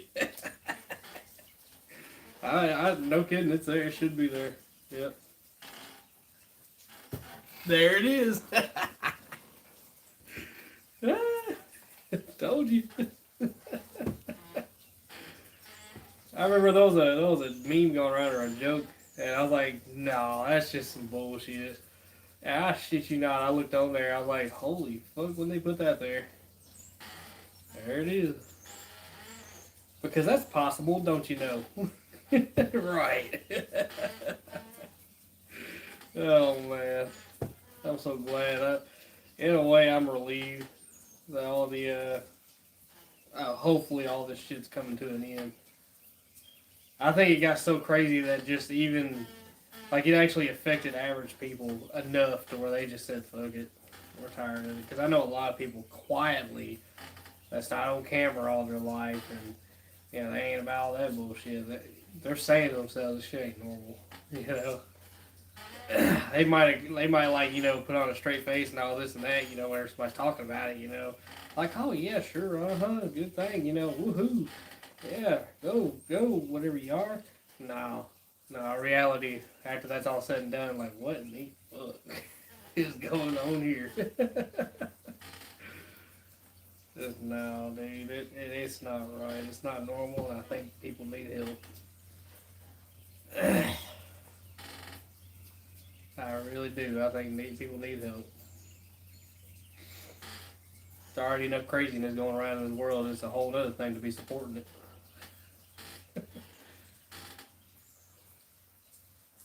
Because where I draw the line is when they start dragging kids into it, man.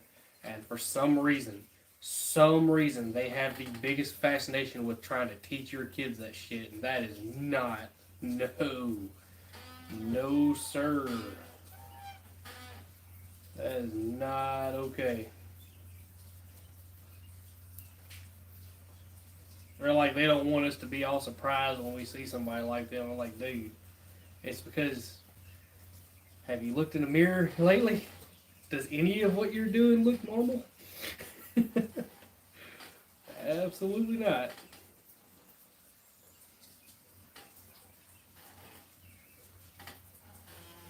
Definitely need some help. I imagine if they actually were to have people to tell them, and they legitimately listened and actually went and got help, you'd notice. You'd notice the improvement, the change. They would realize, holy shit, something went wrong somewhere in their childhood or something. Something happened. Something, a screw's loose. That's a personal problem you need to fix, but I don't think you need to be running around in full dragon tire trying to teach kids not to be afraid of you. That's that's weird. Yeah, dude, look at all them. Just, yeah.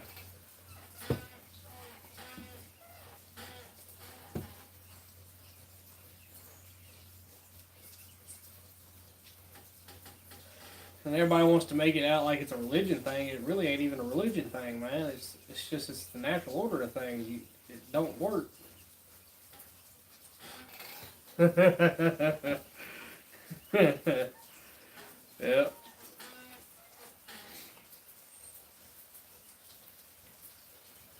Yeah, it don't work. And I think it's really cruel, and this is my true and honest opinion, and I think it's bullshit. Anybody that tries to justify it, anybody that tries to say it's normal, because I guarantee you, 100% guarantee you, that kid is going to go through hell developmentally wise. And that's two dads adopting a kid, and that's two moms adopting a kid. You are setting that kid up for failure.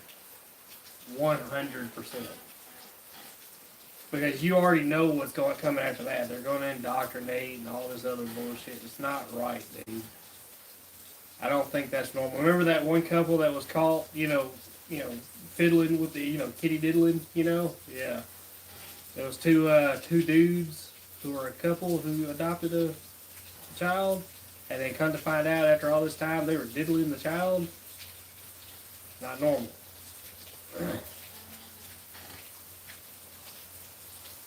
And that child's messed up for life over that.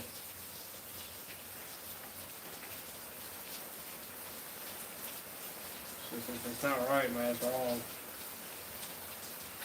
My opinion, though.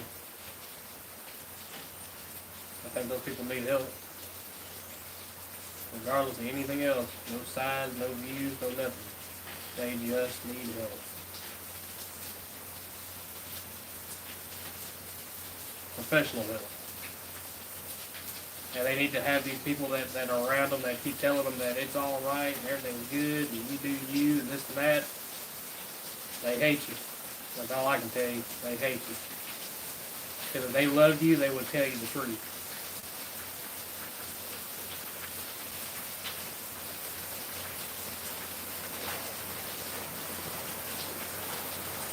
There it goes. There's the rain. She is out there laying in that. She's happy.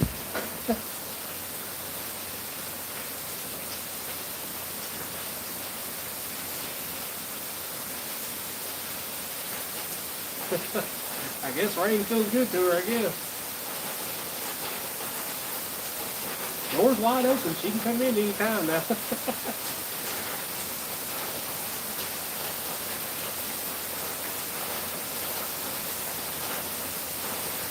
She wasn't soaked before. She's definitely soaked now.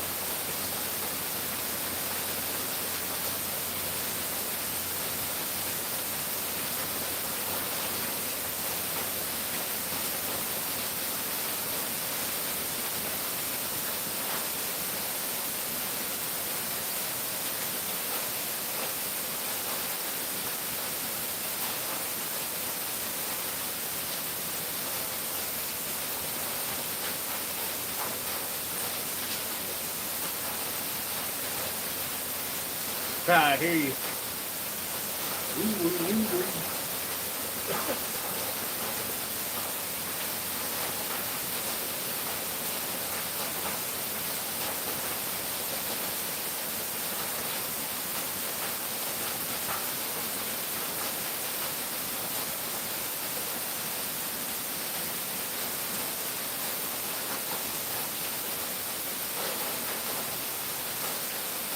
It'd be nice having that thick coat of fur. And she don't even have a care in the world. She's up there laying in that heavy rain.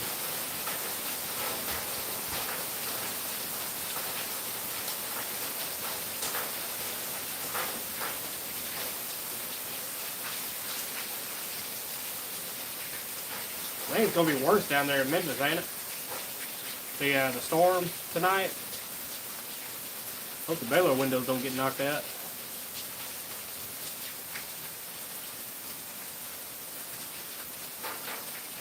I don't think a tornado can really do much as far as taking it away, but they can definitely tear up that cab pretty good. Yeah. Yep.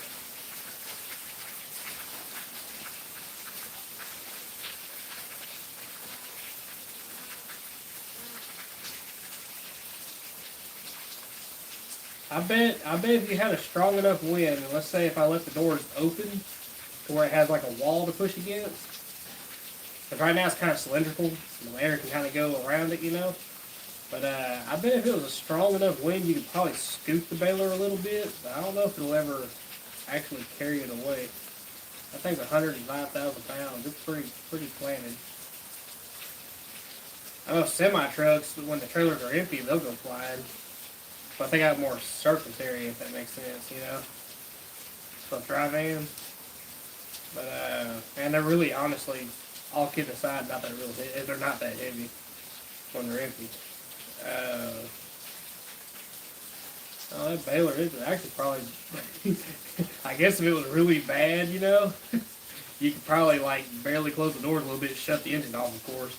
My luck, somehow it fire back up and start crushing, but that'd probably be the place to be is inside that baler. Yeah.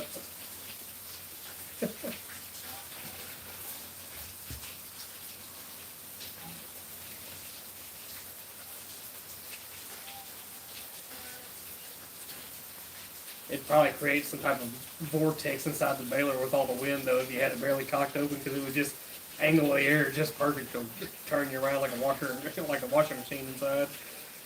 Probably would be a good idea. How about you just run for a ditch? I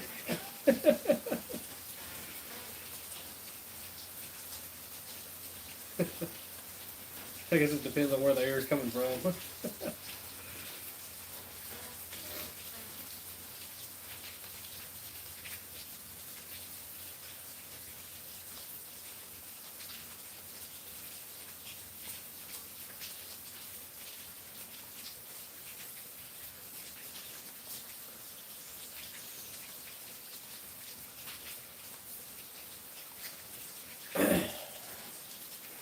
I'm gonna scoot that little heater over here. It's a little old heater, it ain't, you know, loud. You think it's already heated up?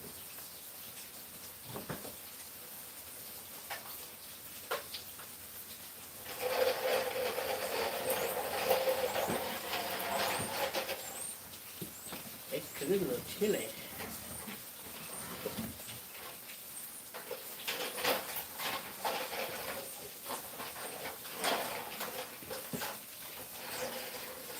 Like that. There we go. Give the girl.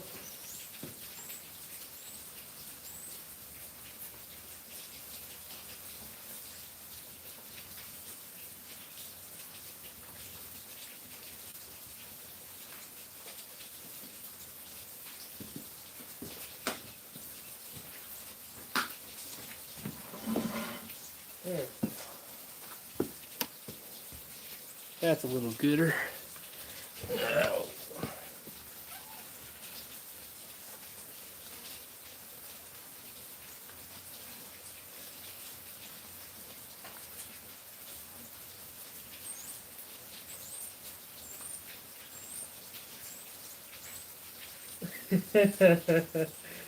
At some point in all of our lives, I'm pretty sure we all thought that.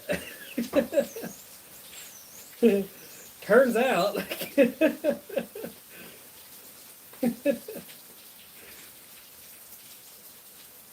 there's a lot in there.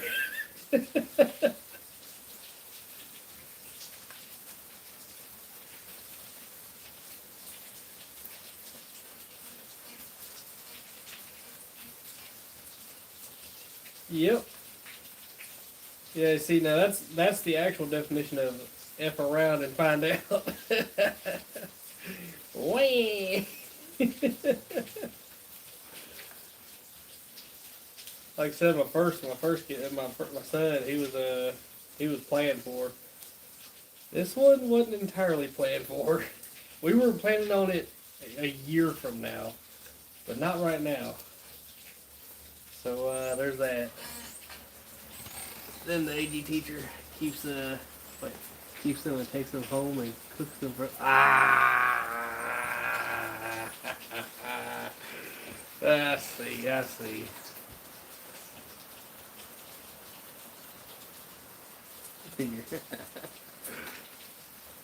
Damn.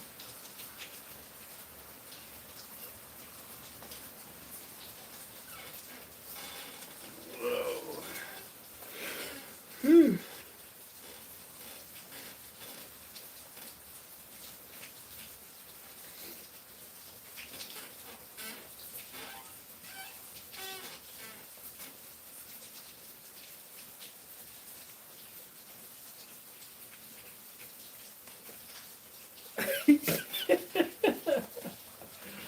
Damn. You're a different breed, my guy.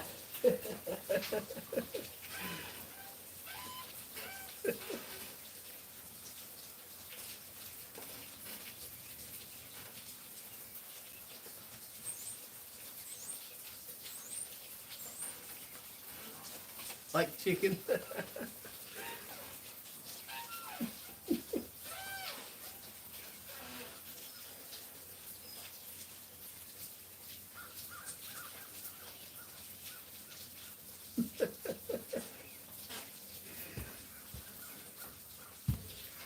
You got some good ones, Ghost. You got some good ones. Tink, did I take your heater? He's looking at my hand hanging over this heater like, you betrayed me. It's my heater.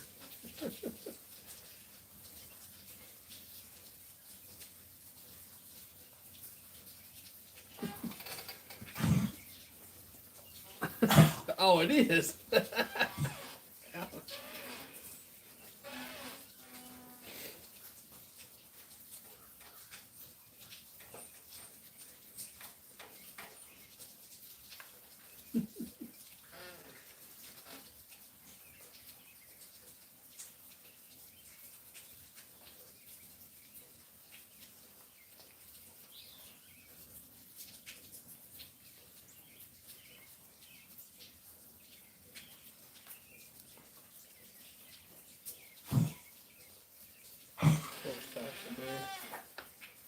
Okay, baby doll.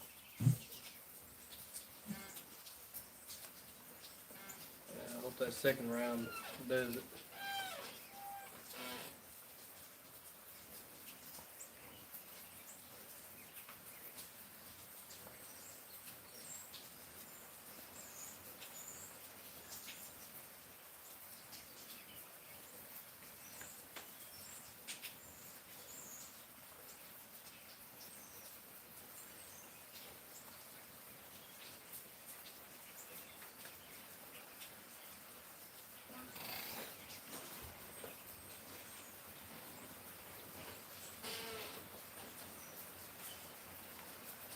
But you can see all that water accumulating across the field over there. In the other field, behind them trees. It's just started doing that probably about, I don't know what they did over there. But it just started doing it. It's never done that before. Yeah, I would say that would be very, very odd.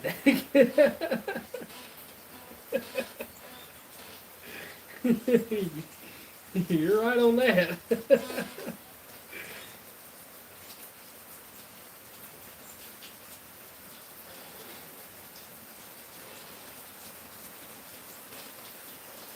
I never took a ag class. No.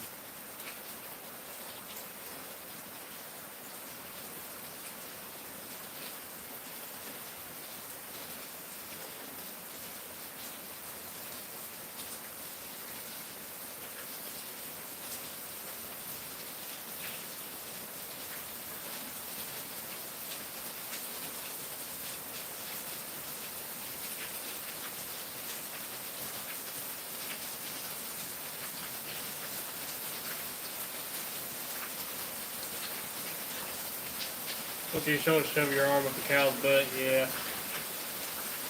Remember Dirty Jobs? He had to do that.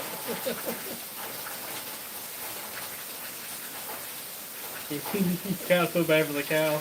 All right, class of 25. Put this long glove on. Meanwhile, the cow.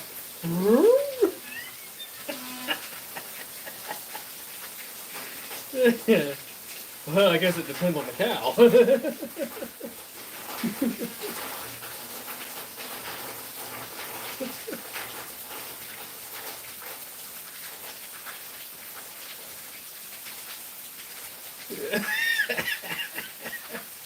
It was at this moment he knew. Oh man.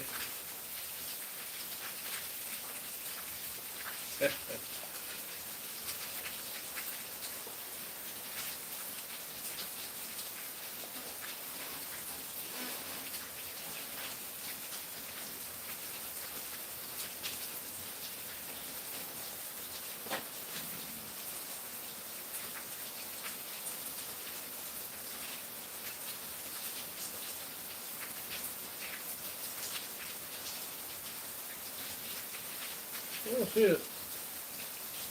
We ain't never had hogs.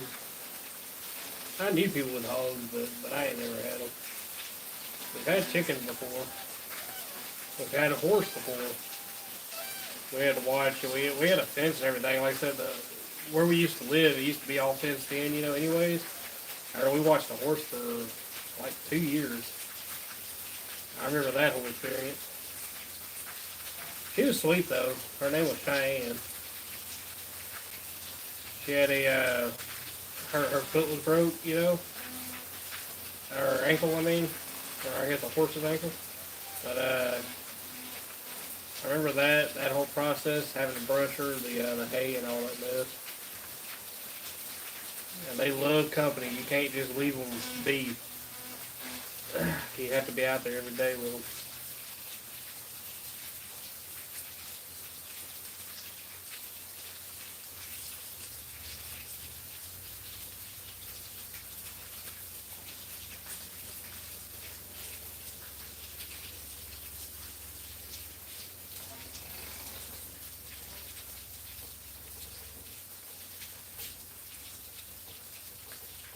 Nope, it's cute, buddy.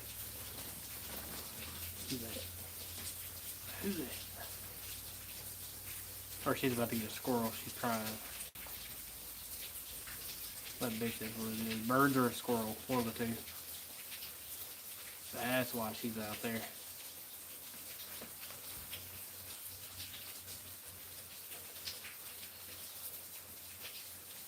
Oh yeah, well I did.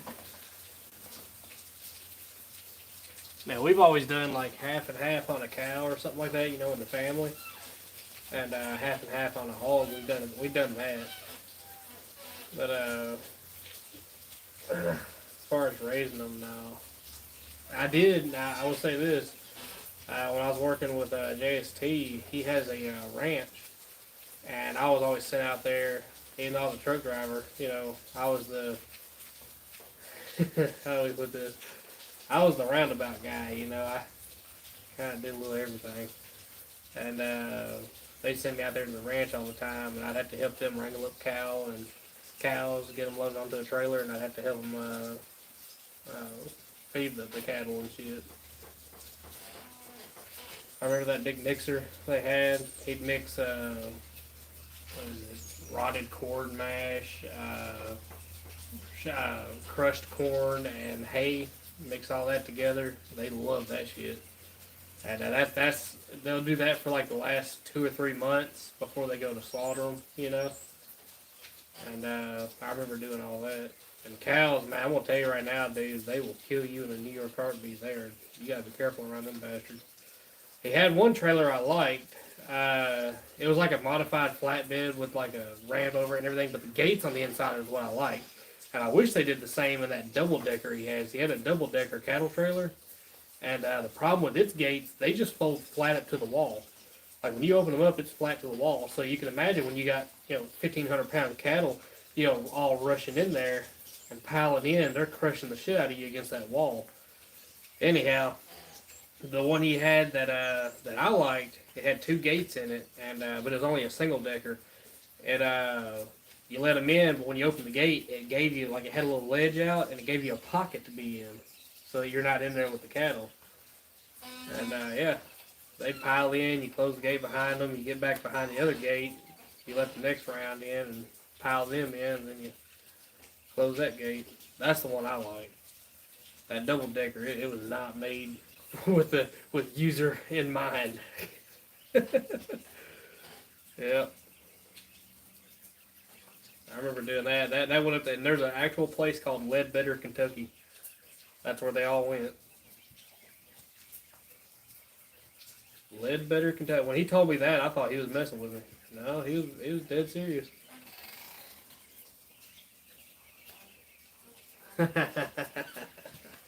Yep.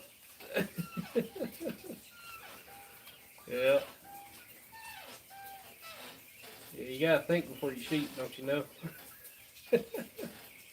I don't know how it came. It popped in my head one day, and I was like, I should change my channel name today because I was like, yeah. I looked around, I was like, anybody else got that name? Nobody. Nobody had that name. All right, that's unique. That stands out, I guess. Well, I changed it. It just popped up one day. I liked it. I don't know if it stuck.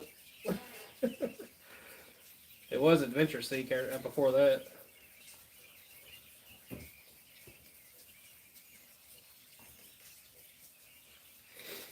There's like 1,000,000 channels with Adventure Seeker.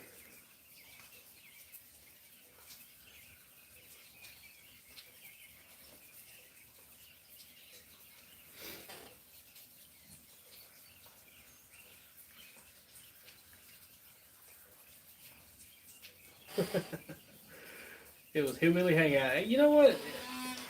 I don't sound like a full-on hillbilly or nothing, but I could put on a show, I guess. Nah. It would be neat. Maybe put like a part on this channel, like when we do like a series of Hillbilly Hangout. That's actually kind of a catchy name, ain't it? We could just be sitting here on the front porch, listen to the birds chirp and shit, and just shoot the shit. Probably on the weekends, like every weekend or every Sunday or, something. We'll see where it goes.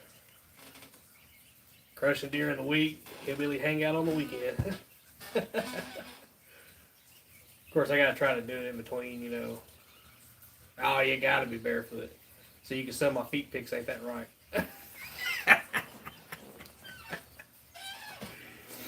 Yeah. The weird part is somebody would like that. Yep.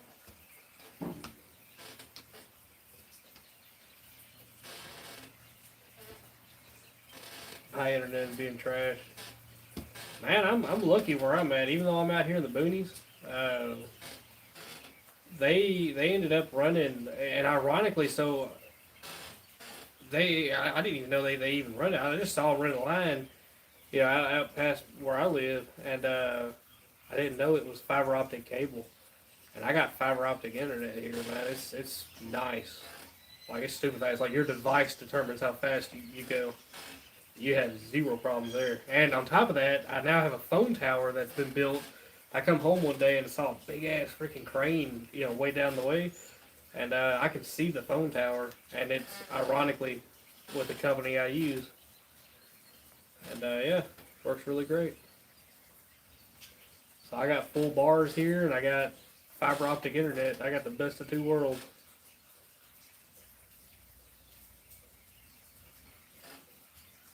And I got a view.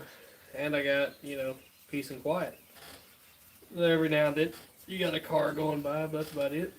They do fly, but be alright. I always worried about my dogs, though. But I did something with my dogs where when I was, training them to stay away from the road, I spanked them pretty much from one end. Anytime they get on the road, I'd spank them.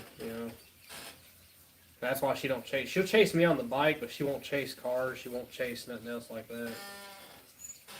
So that part's nice because they won't stop. They'll run you right over. Problem is, see, even though I got that curve right there, they fly over that hill, man. They'll be going 50, 60 miles an hour over that hill, and then they'll slam the brakes to turn that curve. And even after they come around that curve and they're going the other way, I mean, you'll hear them just gun the shit out of it.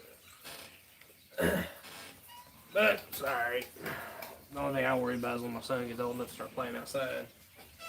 That's one thing I'm wanting to like drill into his head. Like, listen, don't, that road is off limits.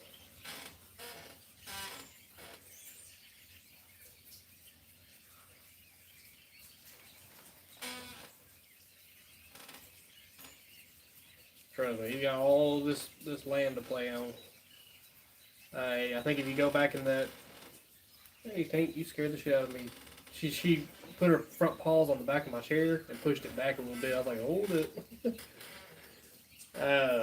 Yeah, if you go back on one of the videos where I'm riding a CRF 300L, I think I was trying out the GoPro at that time. And yeah, shitty editing, I know. It's terrible. But you can kind of see all the area I ride in.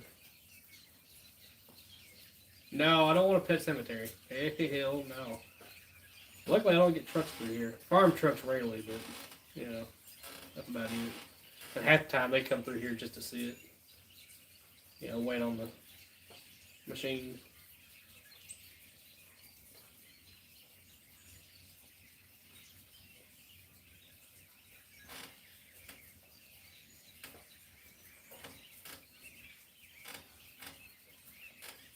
Yeah, get 18 tank.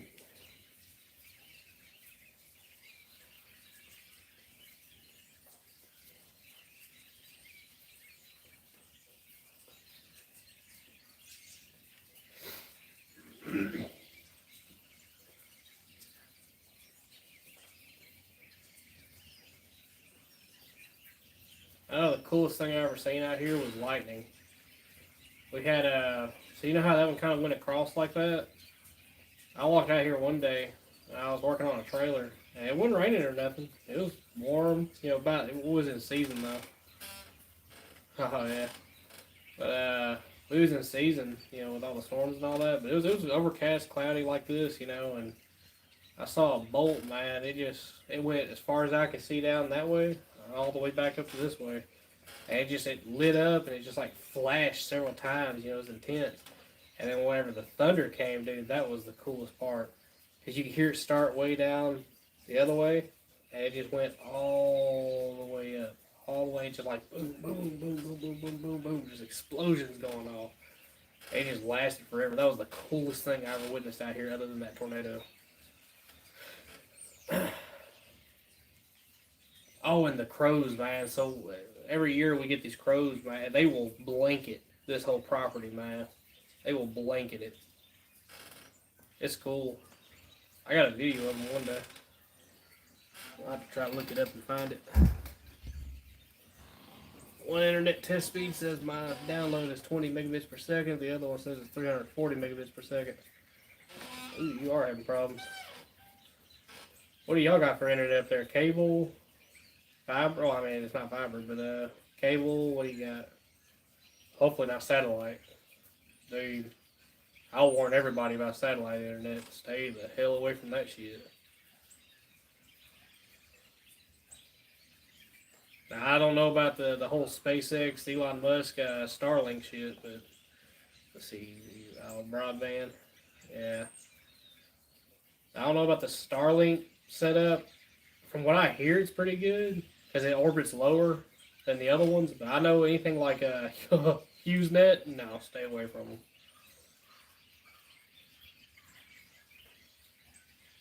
I used to use satellite. That's all we had at one point. Then we had hotspot. Yeah, see, that's what I'm saying. What we had here was just satellite. That was the only one. We used to have AT&T on the line. They used to have the internet out here on the wire, and then they ended up doing away with all that. Like they cut it up there at the end of my road because it was like, well, it's just one customer down there. Well, thank you for screwing me. But anyhow, so I lost that because it was actually decent internet. Don't get me wrong, on the line it was decent, but then it went to uh, HughesNet, and I tried that out because it was the literal only thing I could do. And I'm gonna tell you, I got out of that quick. You had to sign a freaking contract and all that. I actually paid you out of the contract. It was that freaking terrible, dude. It was that terrible. You could not use it. You couldn't even watch a movie. It didn't have no uh, what do you call it? Like data. You couldn't use much data. You know, like I said, you only got like maybe shit 10 gigabytes for the freaking month, as much as you was paying for the shit. You know, and yeah, if you went over, you just get throttled like hell. You couldn't even watch a movie. It was that bad. 2 movies is all you can get down. That was it. So that shit was awful. Anytime a cloud popped in the sky, it buffered. Just anything. It was awful. And then finally, I started looking around, and now this is before this tower got over here. The nearest tower I had that was with the AT&T at the time that I had was way across the highway, way on down the ways. You could barely see the light blink on that damn thing, you know, from the highway. And I was all the way in here. But anyhow, it sucked. They put a receiver out here for it, but it just, and I went to that hotspot deal, and it was better than the HughesNet, but it still wasn't like the best, you know, it wasn't the greatest. And then I come to find out I had a little letter in my mailbox, and I had fiber optic internet out here because I dealt with that for over a year. And come to find out 6 months ago I could have had fiber optic internet for $50. You can't beat that. $50 for the fastest of the fast speeds, you know. You could pay $80 for. Let me try to remember this. It was $50 for their like stupid NASA ass speeds that you can get, and it's like $80 for like beyond NASA speeds. I mean, shit. You know why you would need that? I mean, sure. I pay $50 and I have it yet. Like my device determines how fast you make it onto that page. I hear you. I hear you. Yep. That's how bad that satellite internet is. It just sucks.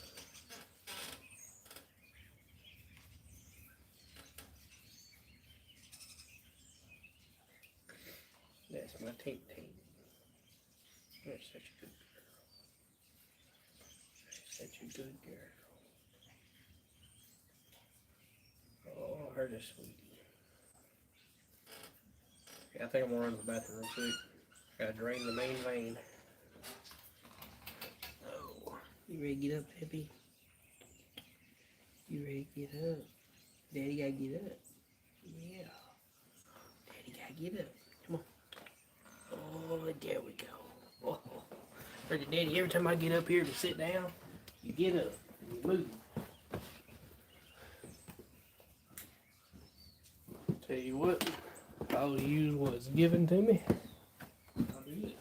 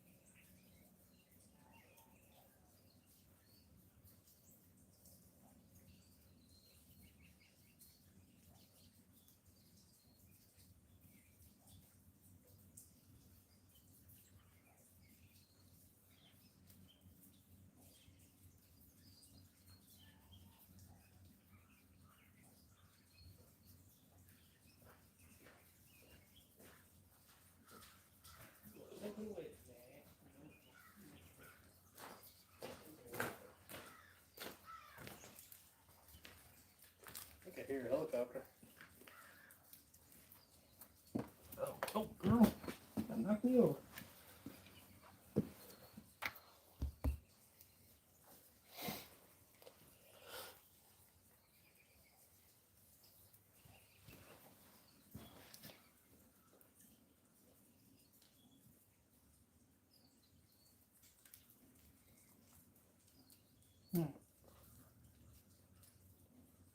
Oh, it's from the vents. That's why I see dripping.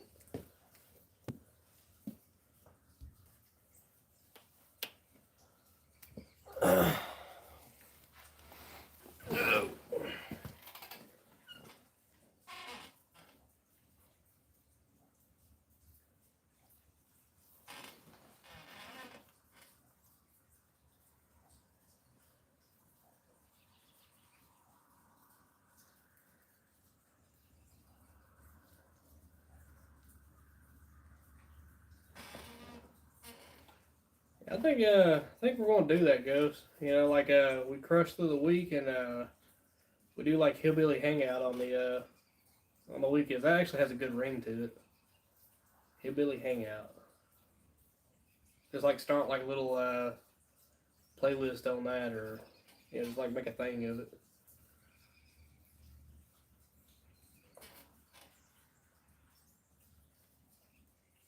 And just do this right here. We might change the view up, you know. Might be here, might be somewhere else. Just see what goes on.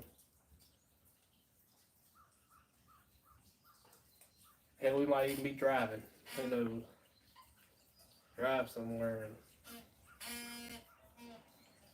go live.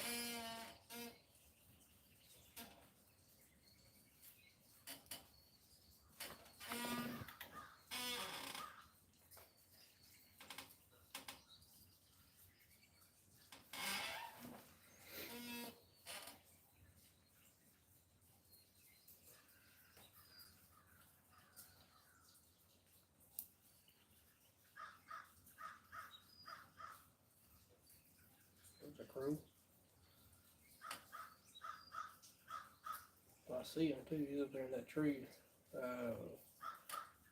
I guess middle of your screen right there, that tall tree in the background.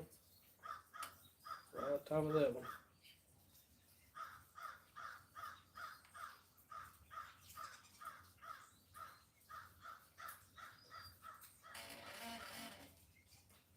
He just flew somewhere.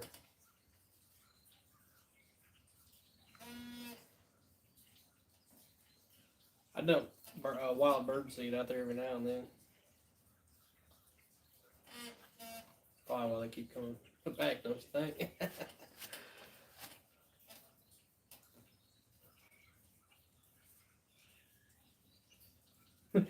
When I'm not destroying shit, I'm in peace and serenity.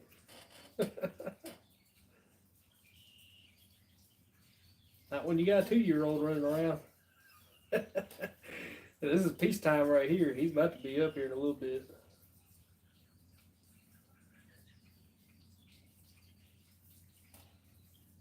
Appreciate the light. Yep.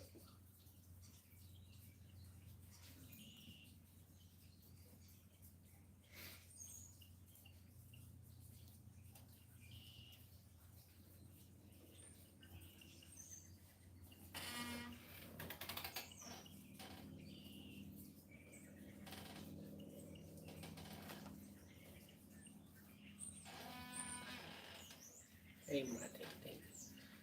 Alright, said you good girl.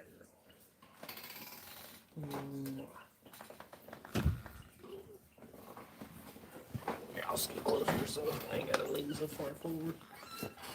She keeps jumping down.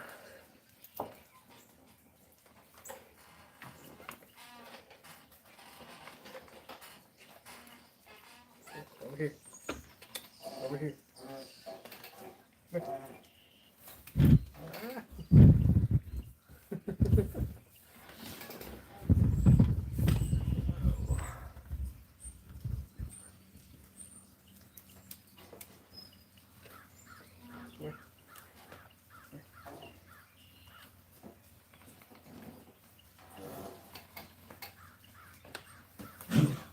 here. There's your bed. There's your bed. I don't need you shaking all that water off on the camera. Off on the phone. The phone's supposed to be waterproof, but it's not waterproof when you got it plugged in.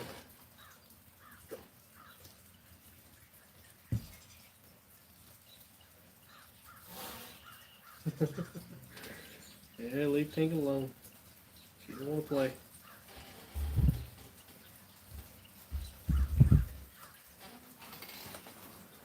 Let's see. How good of you can we get? That's about it.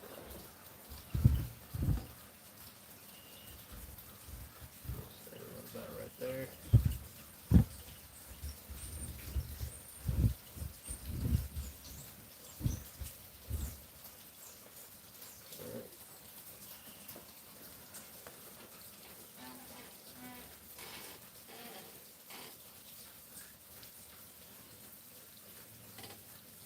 I love you. Yeah, yeah, Kira. Kira, you are soaking wet. Here, stay in here and dry off now.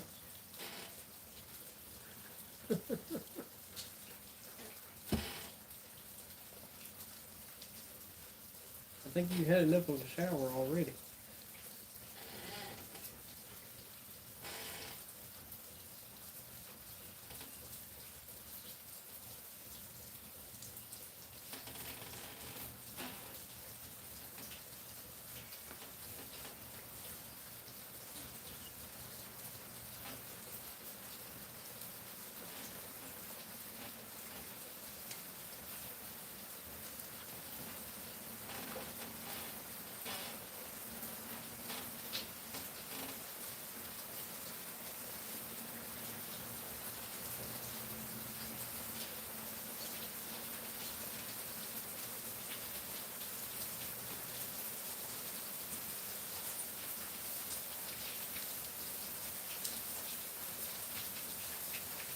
Yeah, it's supposed to get stupid cold after this.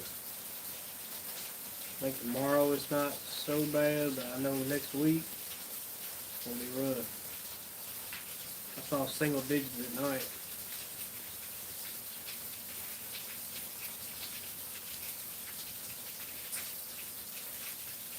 Got like a little nip to it here, but it's not nothing awful.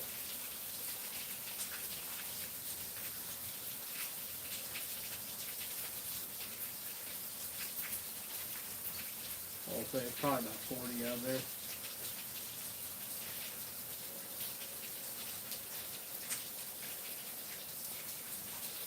Probably around 45.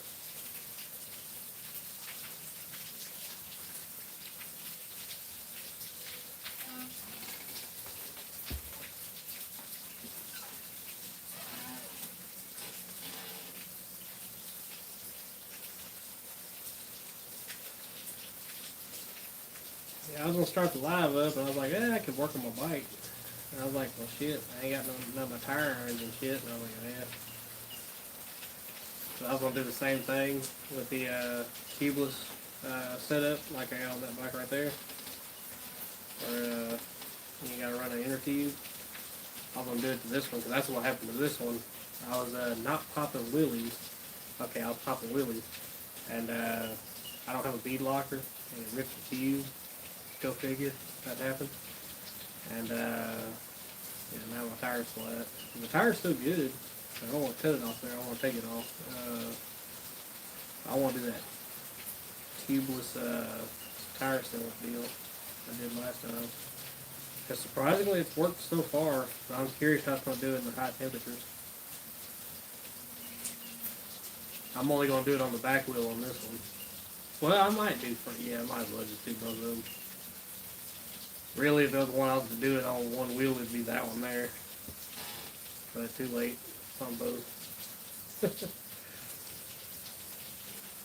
Because from what I read, people have gotten like 2 or 3 tire changes out of it, but I've never seen no video documenting it, you know? So I want to like be the guinea pig on that. Because I've had blowouts and shit, you know, plenty of times before. But I always run a tire until it's done. Somebody gonna buy. I know you couldn't go out there and look at them. I know it's awful, late. Alright, I'm gonna let you out. There you go. There you go. He was dying to go outside.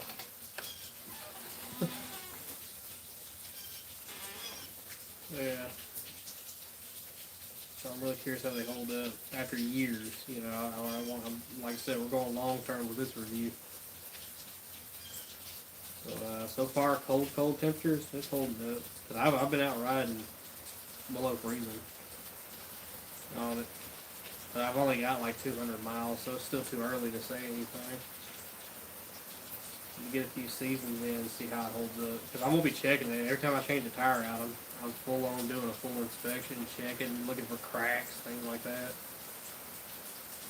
And then if I can get at least a few years out of it, you know, with several tire changes, oh, that's worth it. 100%. What I might do, though, I might cut it out, you know. Show that process of what it takes to do that. Because I'm telling you, the stuff is actually stout. It takes 7 days to cure, and I'm telling you, when it cures, it is stout. I'll go about how it takes to how you have to go about getting it out, and then I'll rewire wheel it, and then reapply it for another 3 or 4 years. But that's only if it shows signs of cracks. But if it holds up longer than that, I'll say it's worth it. Temperatures and all, at least for around this climate. I don't know about out west. It's a lot hotter out that way.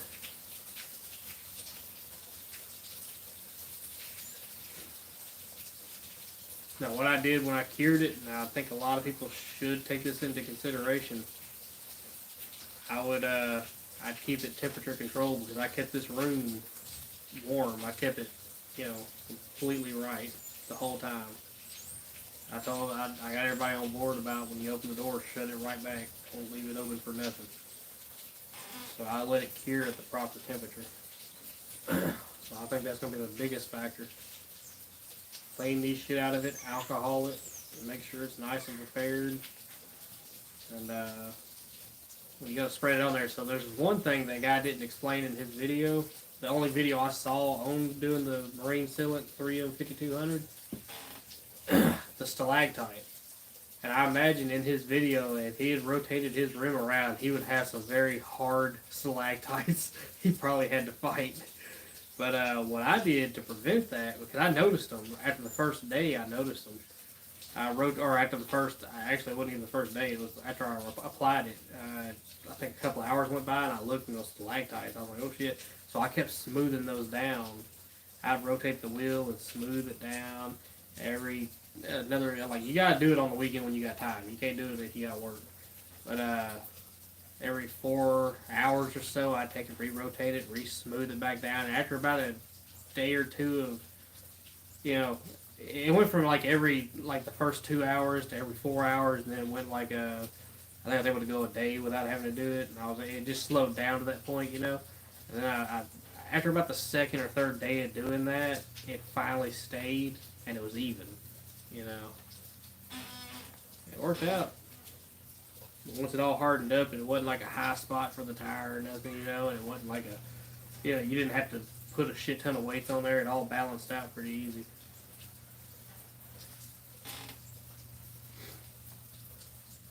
I gotta get some more of them reusable wheel weights. I do have to get that.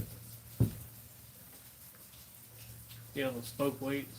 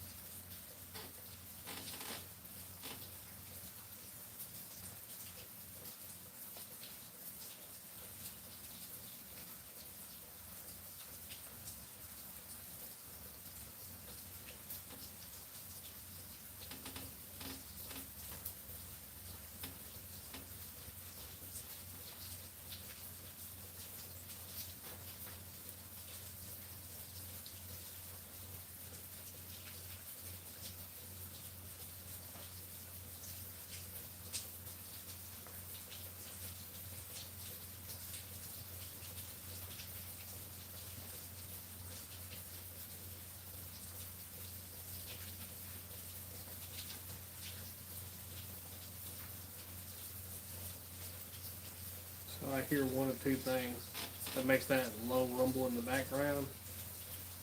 I think that's a train, but sometimes you hear that and it's actually coming from the opposite direction. You'll hear a barge. They both have about that same tone. But you can definitely tell that's a train there.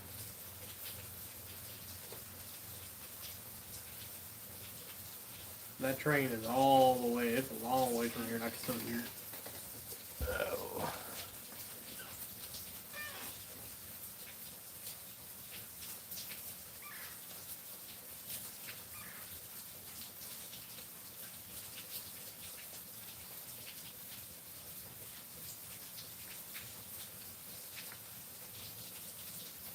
I think whenever I'm done with this live later on, I'm gonna rename it Hillbilly Hangout. We'll start it. Yeah, that was a good idea, Goose. Yep. Everybody come in, hang out. We'll destroy stuff in the middle of the week. And then we come in here and hang out on the weekend. Take it easy, kick back and relax. It's nice not to be rushing all the time. Which hell, it ain't been no rush this week. A little bit, but not much. It's like wanting to beat the truck drivers there, you know, to the job site, but I think we were ahead of them one day. The second day, they were way ahead of us. And the third day, we like yesterday, we met, you know, we met there.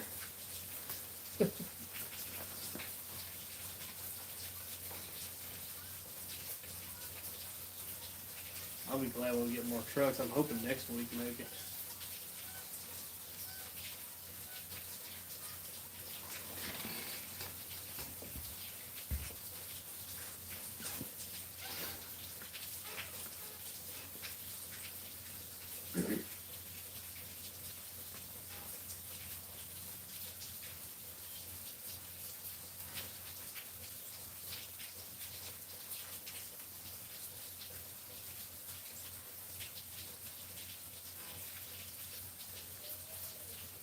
Uh-oh. There's trouble.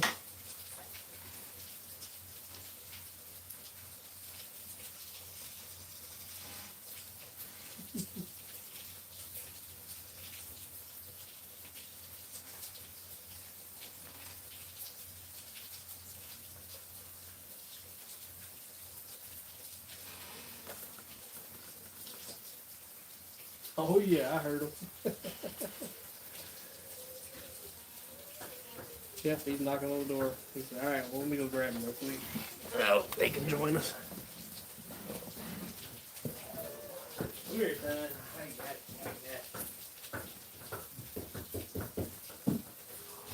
Hey, my baby boy. Oh, he's oh, he's ready.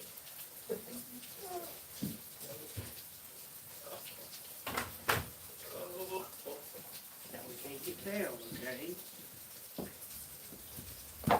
Can't get down, but we can watch the storm, okay? I know it. Oh, here, I'll cover you up here. Yeah. There's that. We'll close that a little bit. Like that. Alright. Feel better? I know it. No, we can't get down. Oh, I know it. Well, we can't get down. There's stuff you can get into that, like especially this motorcycle rack. But that was fine. No, Hank, no, don't mess around with those. Yeah, I know, Hank, you.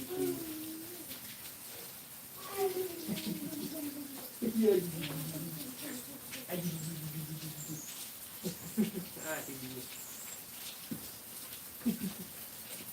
Oh, he found a light switch. That's all she wrote. All she wrote. Your mama found a light switch.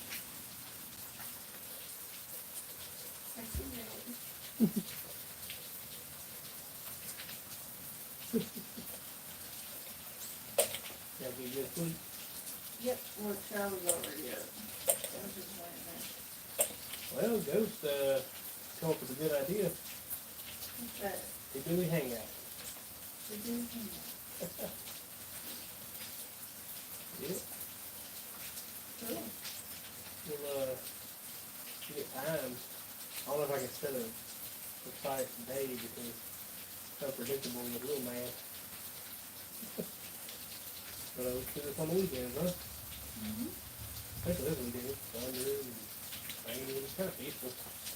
At first I was going to film like just in here like normal. I was like, I just can't do that. Let's just hang out. Get that right in there. Take that out and make it. I know it. Yeah. Oh, you want the motorcycle helmet? Is that what it is? That is what it is, ain't it? He loves my helmet. Yeah.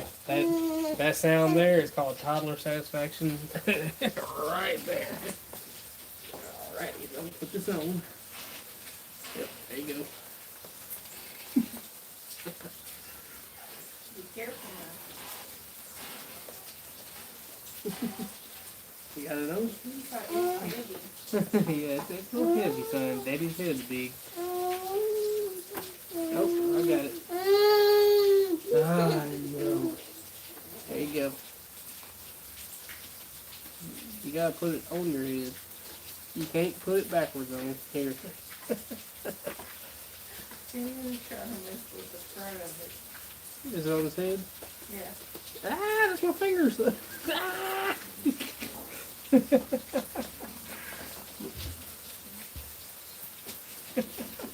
where'd you put the cat? It's right here.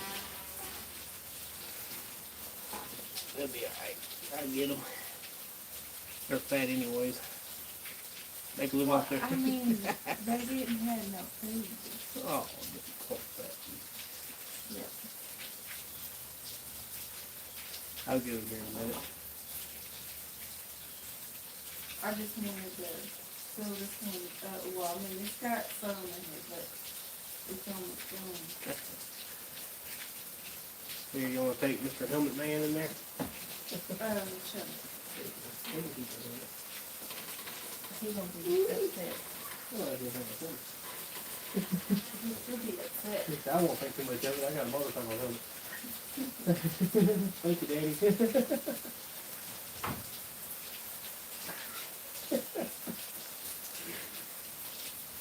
We got a lot of growing up to do to fit that helmet.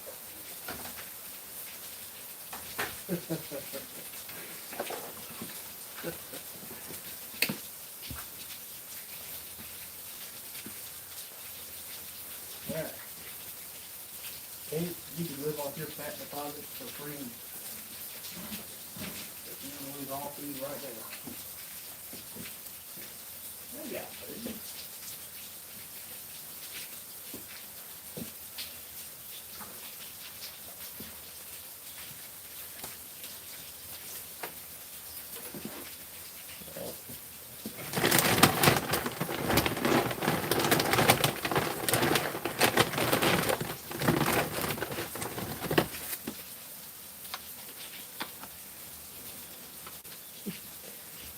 How's everybody doing in here, huh?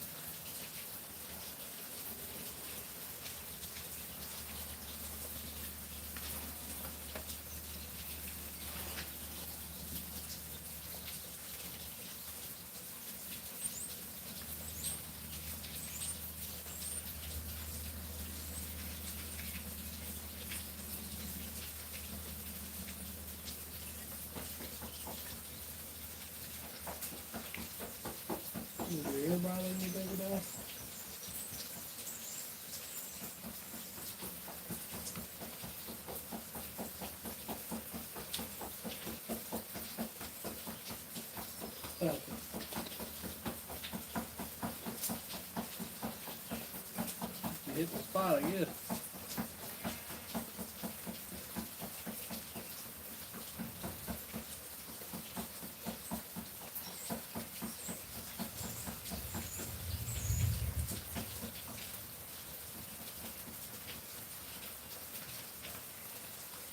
Oh, big kid right there, hey.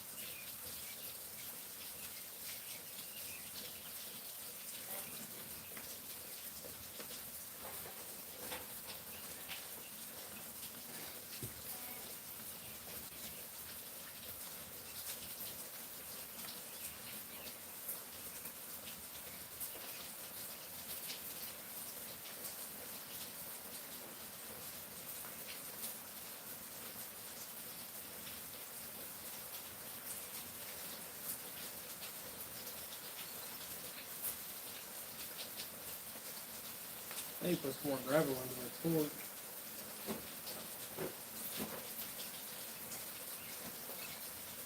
It's been dipped down all right here where it's flooded.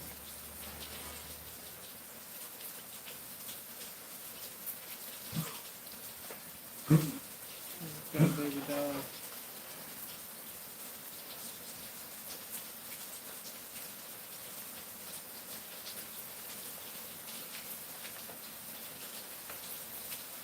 Come here, man. Down right here, don't eat.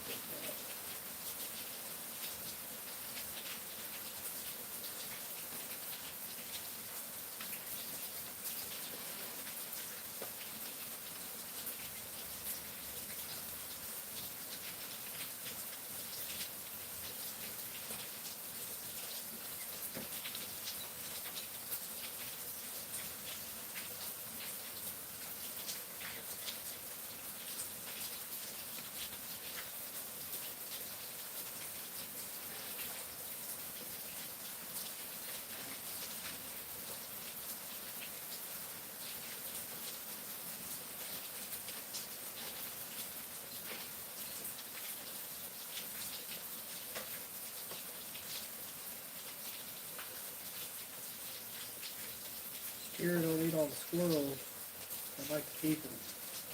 We've been getting squirrels here lately. It's been a long time since I've seen squirrels, you know, up here in the yard. They're all in town in the woods, but up here in the yard.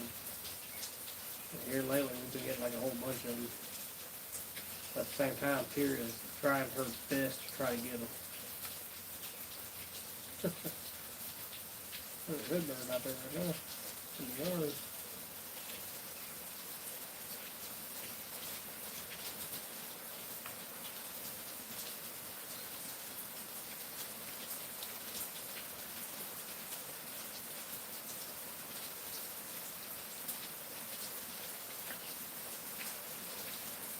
What's up, everybody? I got here just in time. The rain really supposed to come down. There it goes. Day off from crushing. That's right. Hey, Ghost told us a good idea, Mr. Himmy. Yeah, he said on the weekends, Hillbilly Hangout. Yep.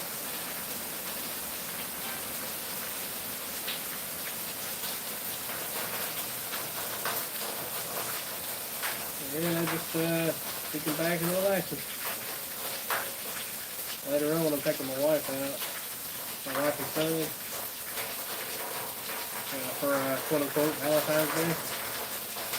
Yeah, it's got a good ring to it, don't it? Good bit of hangout. I think whenever I get done with this live later on, I'm going to rename it to that. And then I guess we'll try to make a tradition out of it every weekend.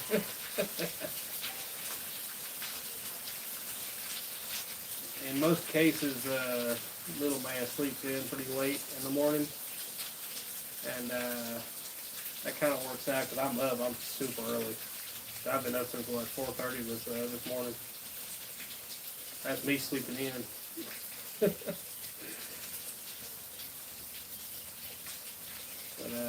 I didn't start this until damn, it's already been 3 hours, hasn't it?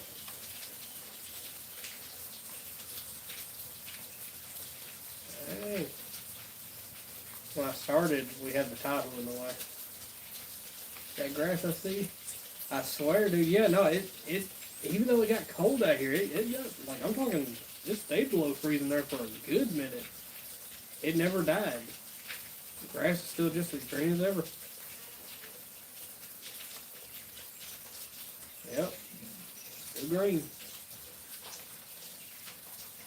Nice. It's easy on the eyes. A lot better than seeing nothing but dead and brown and dryness everywhere, wetness everywhere. At least we got some greenery.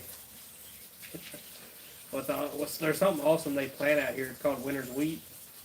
That stuff's awesome. Yeah, yeah. It's nice seeing some color, ain't it? Anything other than just blinding white snow. I see you try to go after them birds. She's getting ready to run after a squirrel or a bird, one of the two. Yeah, it's nice, man. Peaceful out here.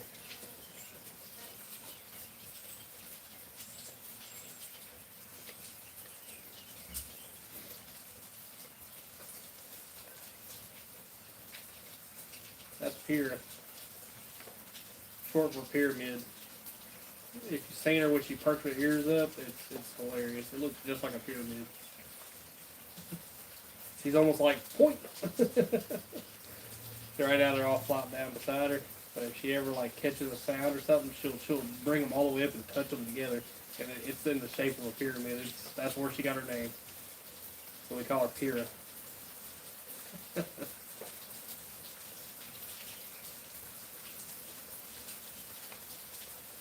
She's about 2 years old, 105 pounds. Yeah, I'm talking about you.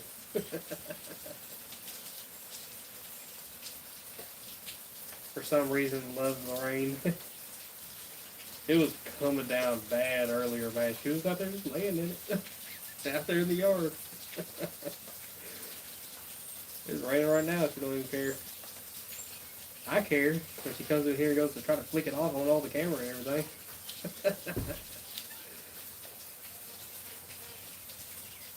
Yeah, she's full rotten.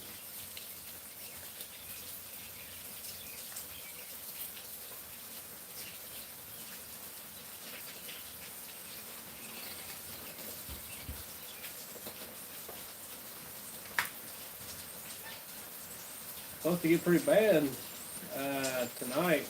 Around, I want to say around 5 or 6 is what I last heard. They said it's a big old squall line supposed to roll through, and if there's a possibility of tornadoes and all that good stuff.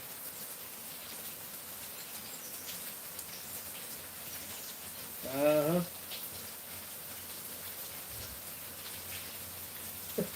Oh, this is my front door here.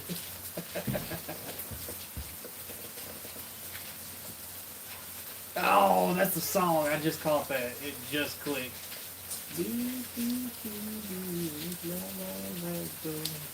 It just clicked.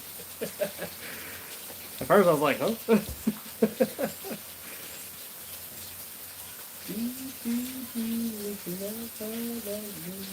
Yep. It took me a second for my brain to make that connection. Oh man. That was a good song.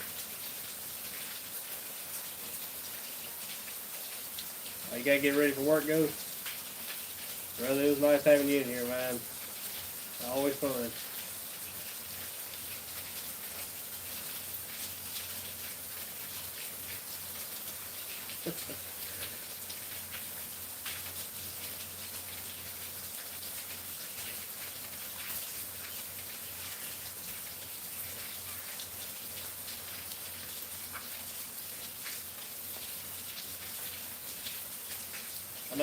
when it got up to 70 last week, it stayed pretty warm. Like it had like a day or two where it dipped down pretty cold, but it stayed pretty warm. I think some dandelion, or what is it? Yeah, dandelions we're trying to pop up over there in the field. Like you know the leaves that come out first, you know, or lilies. Sorry, lilies. Yeah, lilies. I don't know what I was thinking. Yeah. Looked like they were trying to pop up out there in that field. Like, that's real early. Real early.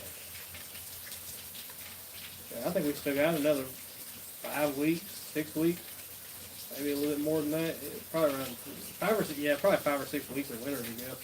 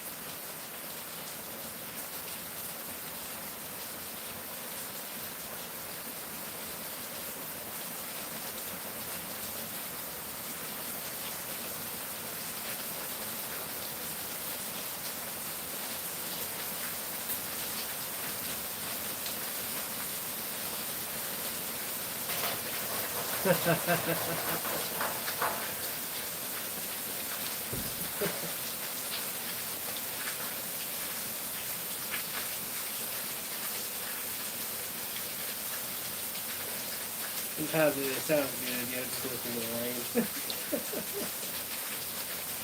You ain't got some bloke in the background just sitting here just rattling off the top of his head.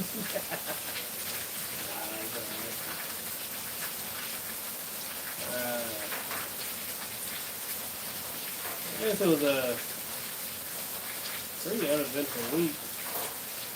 Hopefully next week, pick up a little more. They really need to get all that stuff on the bills, though. They can send the trucks like they normally do. Oh my God, we got that shit figured out in no time. We're all do the next job.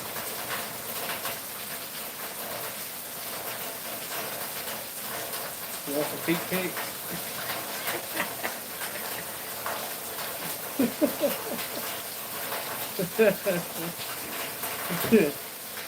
You probably find a way to actually sell them. Wait, hold on. We get Chop on it. Chop could, yeah, hey, you know, he does the eBay deal. I mean, 100%. We'll figure it out. Hey, Chop, I got a favor to ask you. Come on, boy, get up with it. Alright, let's see. Okay, gotta get out of here before we leave the stream over here. I appreciate it, buddy. You take it easy, Ghost. You be careful.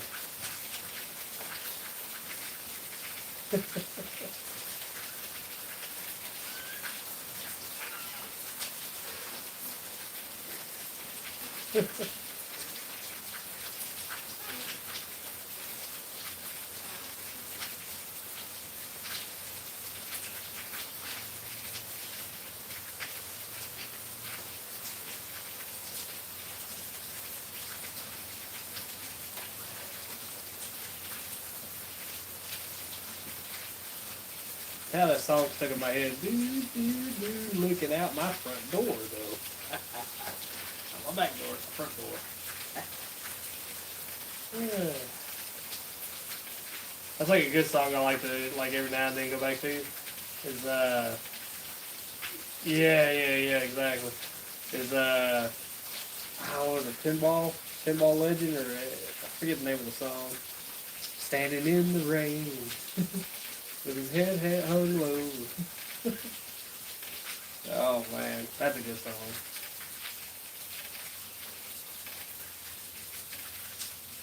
The name escapes. I think it's Pinball Leg or jukebox heroes. Jukebox heroes. There you go. I think that was it.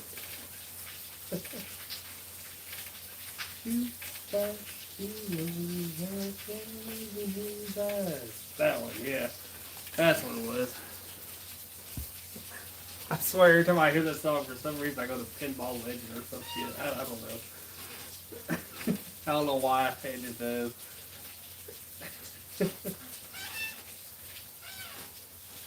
Jukebox Hero, that's what it was.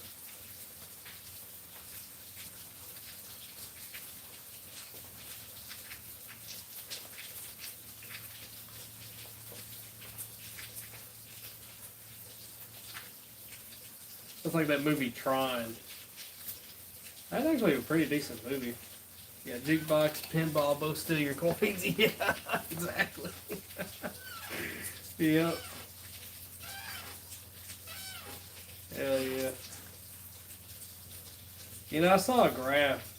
I know this is like kind of off the wall, but it kind of ties back in to games and well, you know, like just social media and shit. You would think, you know, that everybody's more connected now. Everybody'd be closer. I saw a graph where they were showing like the percentage of like families like pulling apart and whatnot, and like friends and like what took over like what was most important in people's lives, you know, on this like data sheet.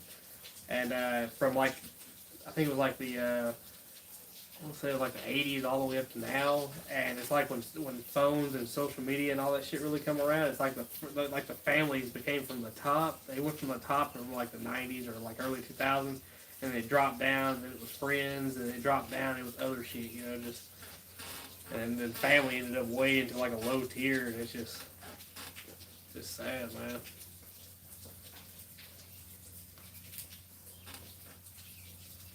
It does, it does. It does. In one way, it's brought all us together, you know. Here we are, all sitting in different parts of the country and world, you know. And but in another way, it's like your closest family and friends. It's like you're just never there, you know.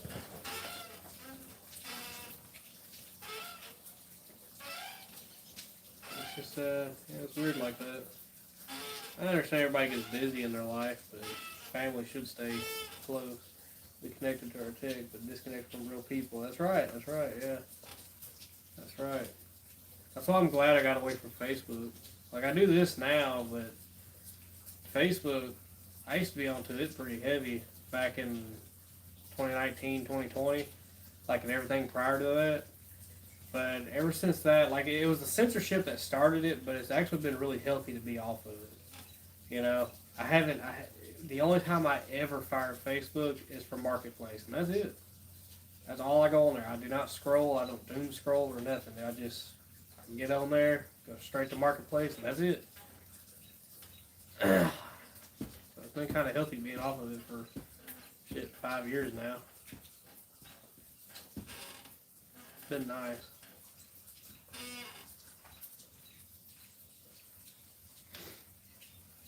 The one thing I miss more than anything is when we'd all get together for family dinners. Christmas used to be a big thing. You know they say the glue of the family. Whenever that goes, it all really falls apart. Well, my grandmother was the glue, the absolute glue to my family. And the problem was everybody feuded without her, you know, and just which I stayed out of it all. It's just I miss it, you know, because everybody was so close. But all right, Sasha Bear. Oh, that's the baby. Yep, yep, that's true. Uh, my wife right now. So my wife is super sweet, man. She's glue material, 100%. And I'm hoping, at least with my kids and coming up from here, you know, because I got a close relationship with my father, and I hope them feels work. But anyhow, I got a close relationship with my father, my sister, and everything, and you know, my niece, nephew, and all them, and it's just, you know, but that's it, you know, my uncle, I don't, you know, I don't talk to them much. I mean, there's no. I try to reach out. It's just there was a feud.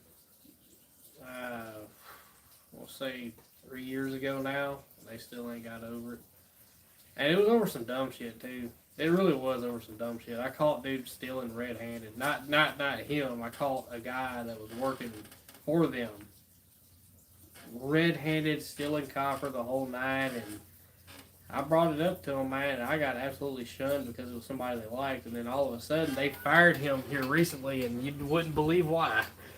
When Grandma passed, we don't get together like we used to when she was alive. That's right, dude. That's what happened here. It's like we tried it a couple of years, but it just didn't last. You know, it didn't last. That's been since 2005. That's how long it's been. My grandmother was the only one I drink hot tea from. I hate hot tea, but hers was always good. Hers was the best tea hot. But yeah. Yep. It happens like that. But I'm not gonna sit there and just jump up and down in front of them saying, you know, hey, I told you so or anything. It's just I lost my uncle over that. But thankfully I still got my aunt. We see each other every now and then. Not as much as we should, but every now and then. And yeah. And of course I got my friends, work friends, cousin. I see him all the time. And that's about it. Main thing though is my father. I'm actually kind of happy too, man, because he moved real close. When I say real close, he moved on property. No shit. He ended up getting rid of his house, and he asked me because I built a tiny house years and years and years ago out of a 14 by 30. No, 14 by 40. That's what it was. A 14 by 40 lofted barn. And I'm not tooting my own horn. This was well before anybody was doing tiny houses online. This was well before all that. Anyhow, this was my first, thing trying that out. And back then it was cheap. I'm just going to go ahead and throw that out. Now people are selling them things for like, you can't even get the shed by itself. A naked, bare bones shed by itself for what I put in that thing. And it's still hold to this day. It's still nice because I used real house materials. I used half-inch sheetrock. I did a tri-insulation deal, so I did this silver-backed bubble wrap on the wall. Then I did R19 with that silver shit on the inside as well. And then I did drywall. And you can't, when you shut the door in that thing, you can't hear it. You can have an engine running next to the house, you won't hear it. But I got neutral colors on the inside, LED. Those sub, what do you call them? It's like a pod light, but what do you call it? Shit, they call them cup light or whatever. It's something like that. Anyhow, got those everywhere in it. It's got a ceiling fan, of course, a heater, and it's got gas heater in it now, and electric AC. It's been real nice, dude. It's stupid cheap on energy. I think the whole thing on electric every month costs like $35. It's cheap, Anyhow, he asked if that was still empty, if I was renting it out to somebody. I said no. He said, you mind if I rent it? I said, you don't rent it. He says he helps out on the energy bill. That's been real nice. But I'm glad having him here. That's the main thing. It's always awesome because especially little man. Oh my god, dude! Anytime he comes out this front door, he shoots right. He runs down to the house. He goes knocking on G Paul's door. He loves that. Yeah. He loves it.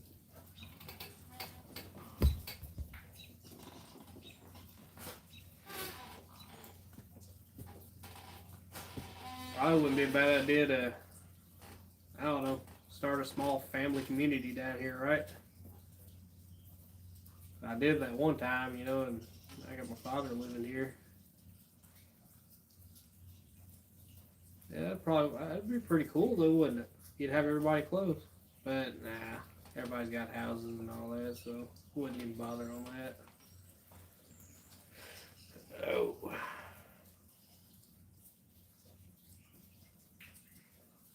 I guess it worked out there though. He likes it. He said he likes it. It's comfortable. It is. I lived in it for 2 years. It was nice.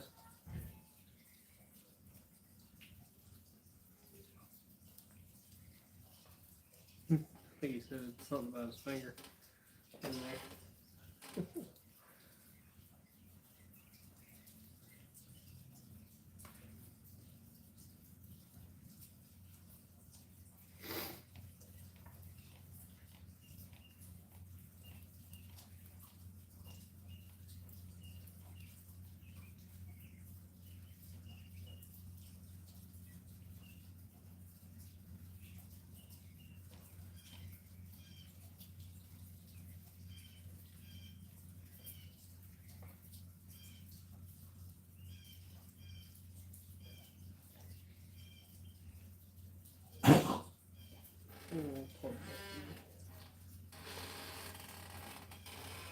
She's on her second set of heartworm medicine. They gave her her first round. Now she's on her second round. Yeah. They said it can fix it though. I always thought heartworms are like a death sentence. I think it was, but they said they got the cure for it now. So, see how it goes. I'm really hoping. Old Sasha Bear been around a long time.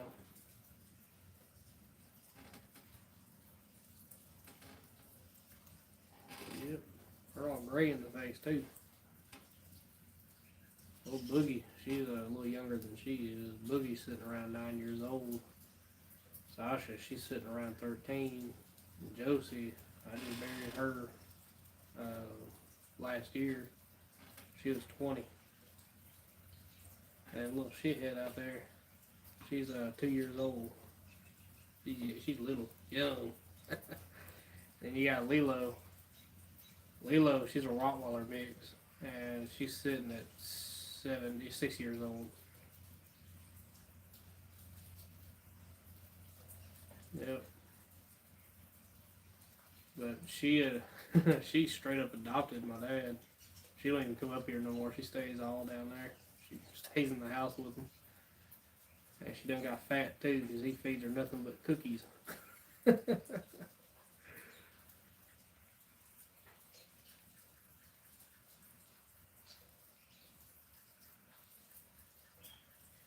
That reminds me, he asked me to give him some dog food when I was out next. I remember that. He said he texted me last night. She's looking a little skinny on me. Well, she lose one of her mini rolls. Oh man, I told him, I said that dog there could survive about 4 weeks off of just fat reserves alone. Yeah.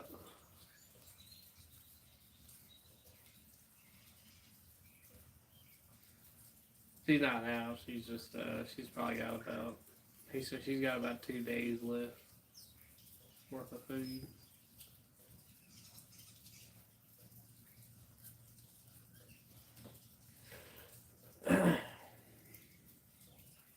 Fat dog is love dog, that's right. Oh yeah.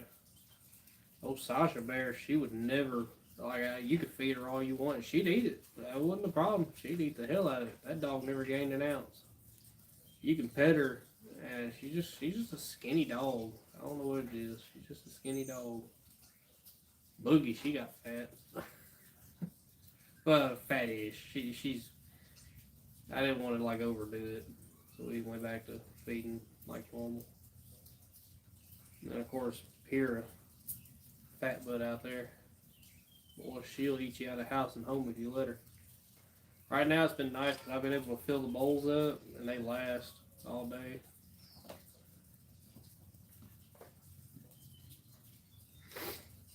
I had to have two bowls down because Boogie, she's a jealous eater. She won't even eat. She'll just stand over the bowl, just guard it. Oh yeah. See, all my dogs, they got good stories how they come up. Josie, we went to a shelter and got her. That was 20 years ago, right before my grandmother passed. We named her Josie. It was a nickname they had for my grandmother. But we got her, man. We went to the pound. This is back when we was little. Well, not little, but younger. And she went into the pound, and she was all pitiful. I mean, just pitiful looking in the back corner of this cage at this shelter. All the other dogs are up there at the front, barking and jumping up and acting all, such and such. And yeah, we got her. She was the most pitiful. So she's been in our lives for a long time. I love my Josie girl, dude. I hate I lost her that way. I got her a little. If you look out here, you see that tree in my yard, that first one, the pecan tree. You'll see like a little something right next to it, right there where that green bush-looking deal is. But you'll see like the little white thing. That's her grave marker. That was her favorite tree to be under. Her and Chi Chi both. But yeah, dude, she was a good dog. She was a mouse catching this dog too, man. Golly, she was good.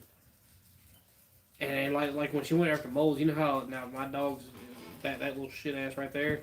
She the one sitting out here on the front porch. She'll dig up the entire yard for a mole, but Josie was pinpoint with that dude. She would get a mole every time and never dig a hole.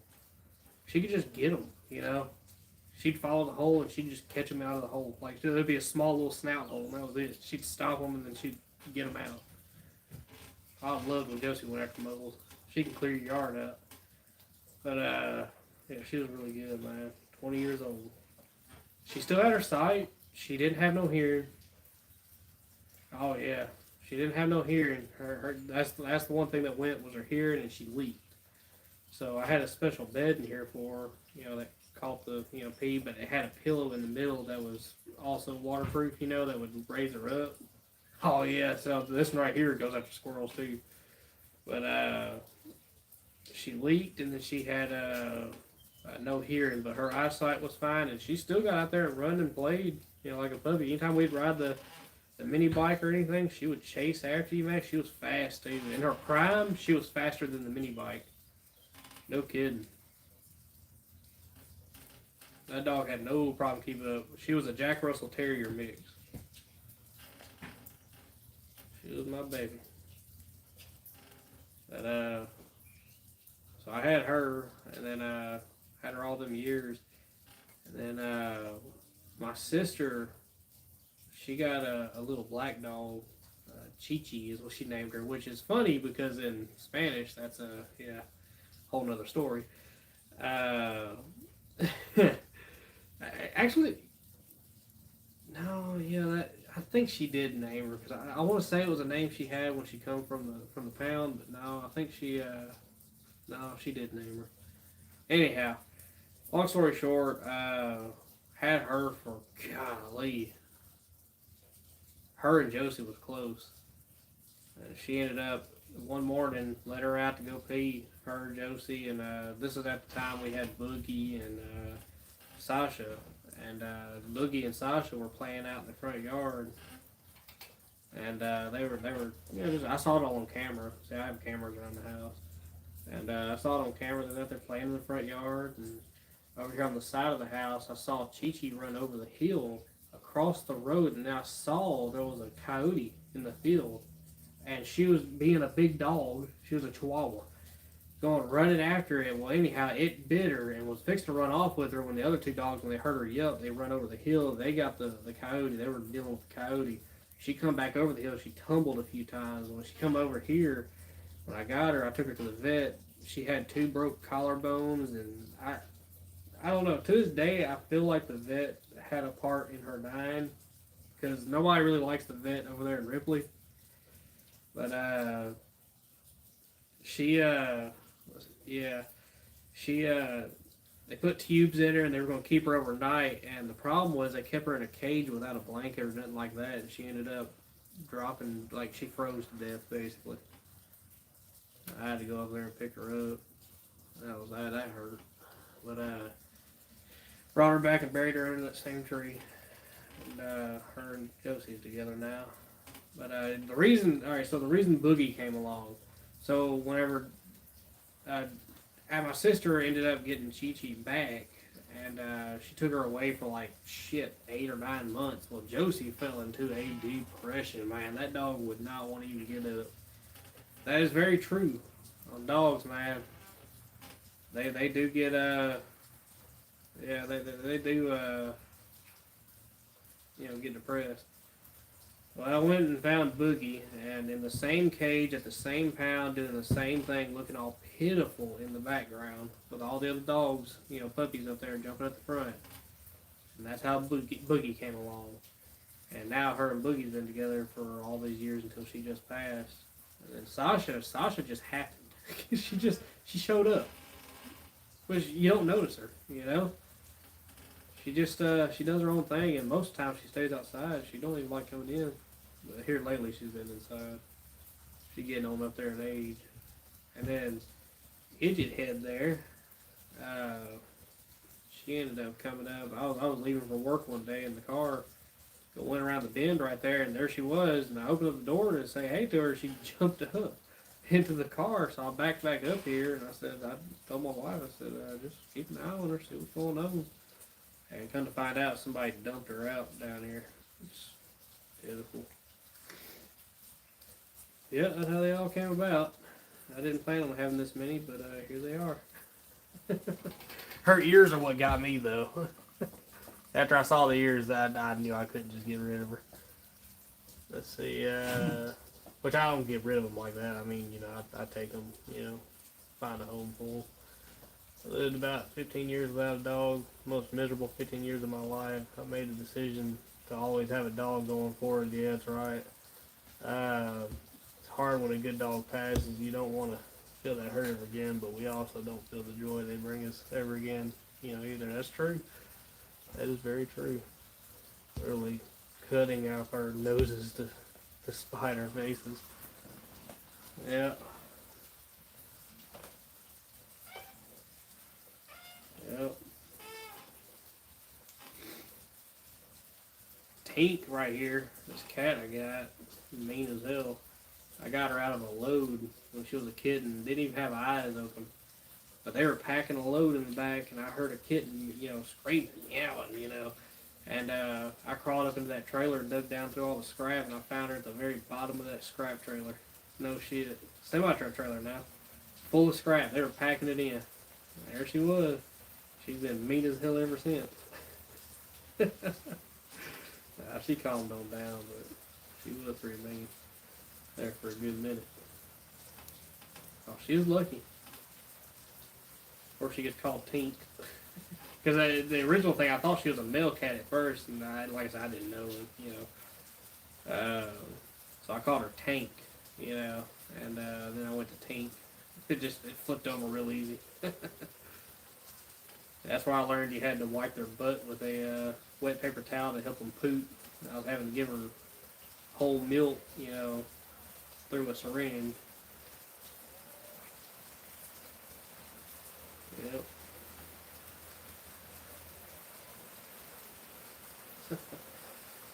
Yeah.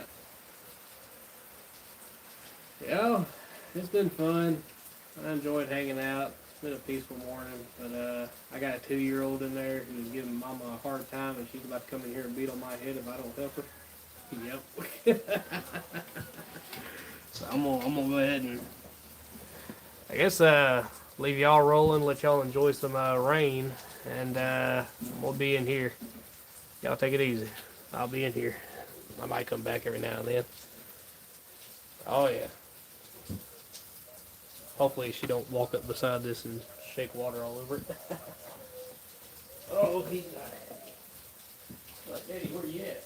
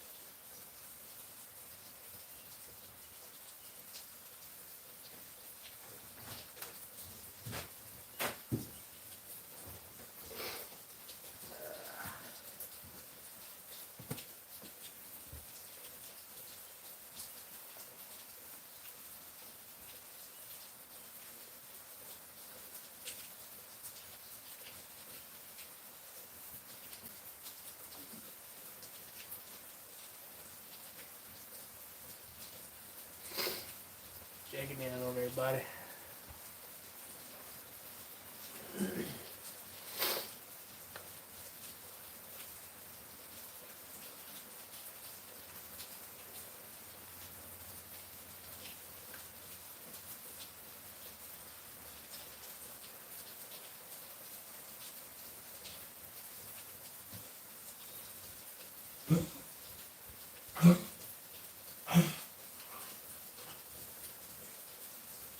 Well, come on, I hope this will work.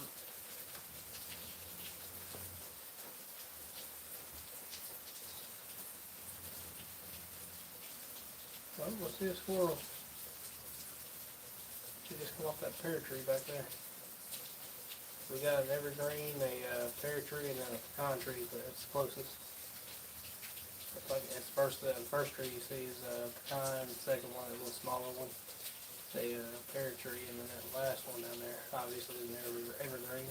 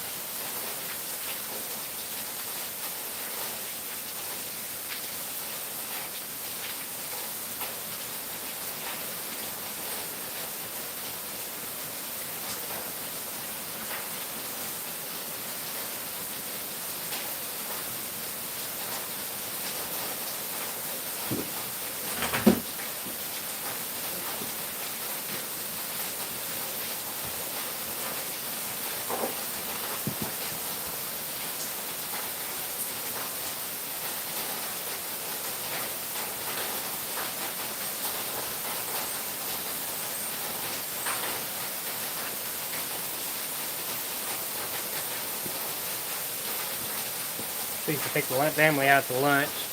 We'll go ahead and end this live stream, y'all. It was nice first time hanging out and all that. Imagine it was good background sounds. Hearing all the rain and whatnot.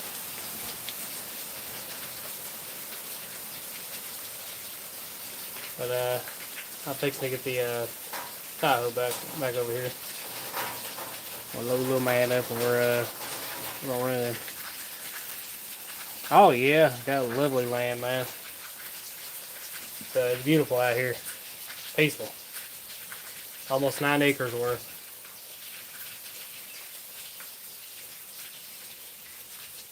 And I got the fat dogs.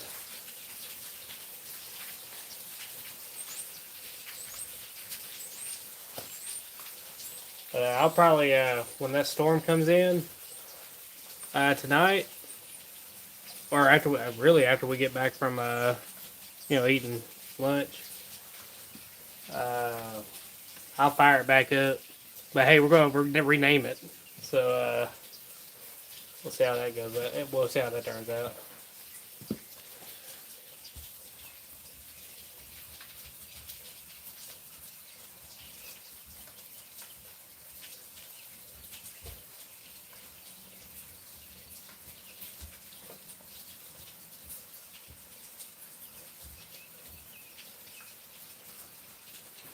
Oh yeah. Yep. And hers riding, and for some reason loves laying out in the rain. She was out there earlier just pouring down raining. She was laying out there in the yard.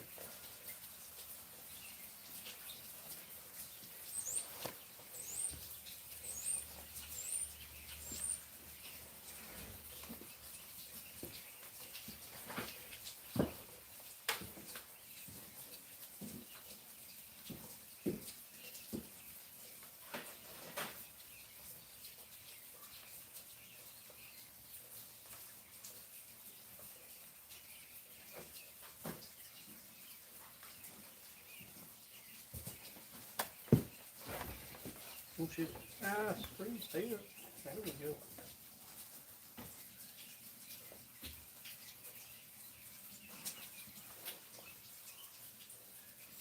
Hey, you know what? Maybe we could try something. My GoPro, you can go live from.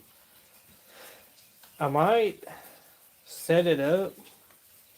We'll go to lunch, and I'll have it set because it's weatherproof and all that good stuff. So I'll have it going like just out there, that way you see just the land and all that. It'd be cool. And I'll have it plugged into a charger. I got this pass-through door that's waterproof, and I'll just put it out underneath the carport. That way, when we're gone, it could be live on that. The only downside is when I go to do that, I got to end this live stream and start that one. So we'll have to swap over to that, and that way I can take my phone with me, and that'll just be on the Wi-Fi here. That way, I guess I can keep the peacefulness of the background going. That'll help everybody's day, I think. That and hey, it might come down real hard. Might be some thunder and lightning. Yeah, let me get that set up real quick. Oh, yeah. Sorry, Dave.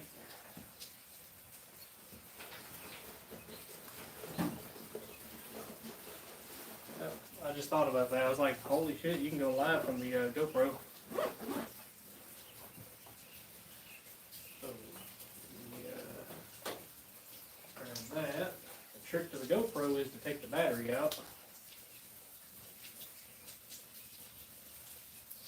Leave it out.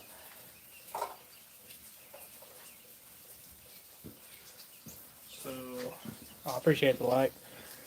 So this is my Hero 10 I got right here. This is the pass-through door. So you can hook this up. Booyah and booyah. And there's a setting on GoPro, you can set it up for tripod, which uses way less power. So right now I got it on max power, but tripod it don't have to do all the extra stabilization shit because it's just sitting there. This cable should be strong enough. Should be. Okay. So I'm going to do this. I'm going to unplug this. Plug that. Plug that up. Unplug this. Okay. Now plug. Oh, not that. Plug this in, like so. Wait for the red flash. Yep. Power it up. This is a high-powered outlet, so perfect there. No problem. Fired right up. Alright, that. I got me a new screen for the baler, because I kind of broke mine. I screen broke it too.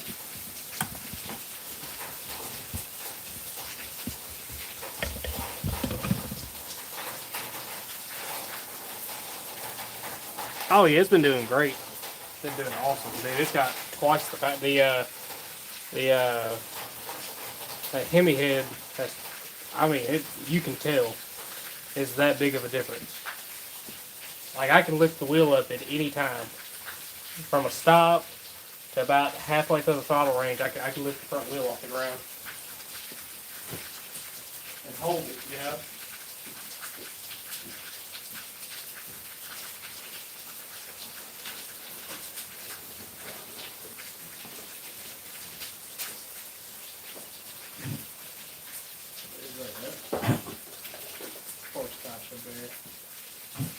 Okay, so I got the GoPro running. I hadn't hooked it up yet.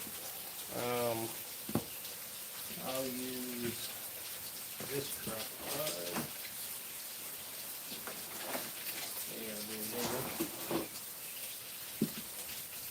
I'd rather. This one's already set up anyways.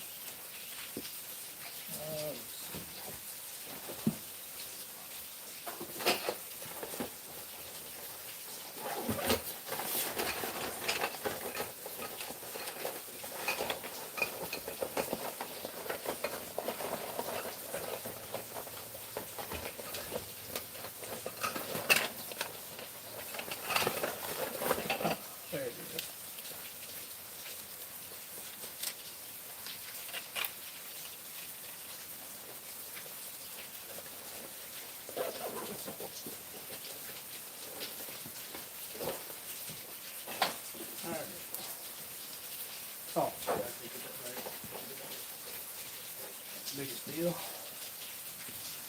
Alright, go pro you come here. Come here now.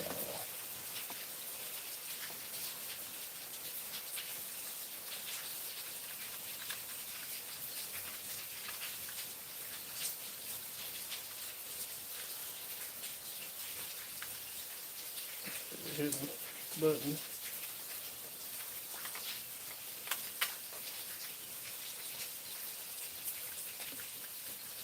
Go back, go back. There we go.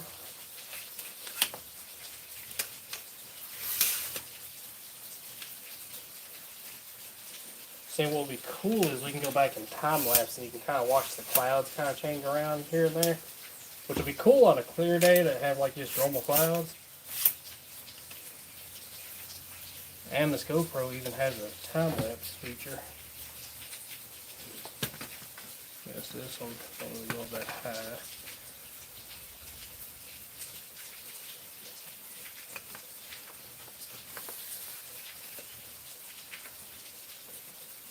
That up to here.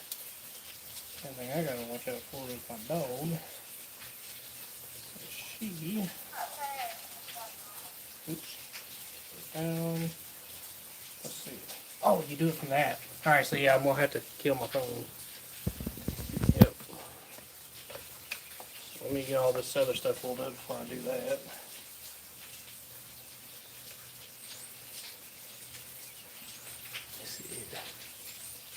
It is, man. It's wonderful. Like I said, man, I'm out. I ain't got to worry about people, man. Neighbors. Like, my nearest neighbors are, oh, they're not even on the same roof. On top of that, they're super awesome. It is true, when you come here, don't listen to the TV, don't listen to news outlets and what happens in cities, man. When you get out of the cities, it's nice. Out here, it's nice.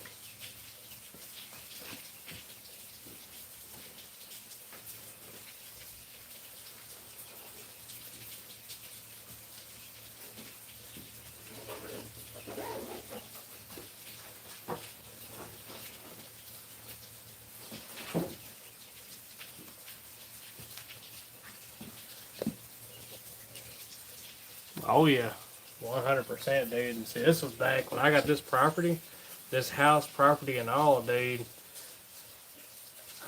I could almost say I stole it. That's the best way of putting it, because, man, you couldn't afford this nowadays. This was back before everything got stupid.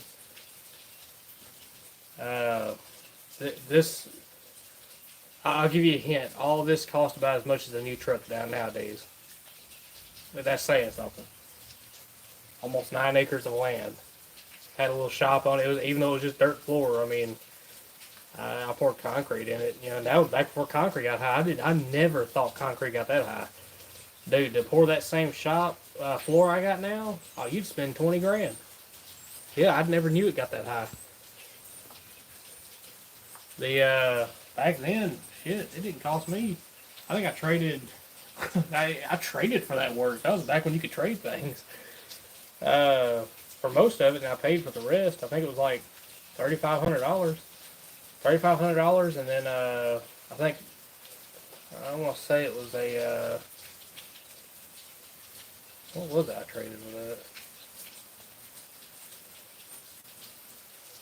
That was S10 Blazer. Yeah, S10 Blazer and $3,500, and did, I mean, a shit ton of concrete. And on top of that, they turned over, one of the guys that they sent down here turned a cement truck over right here, just off of just right over here.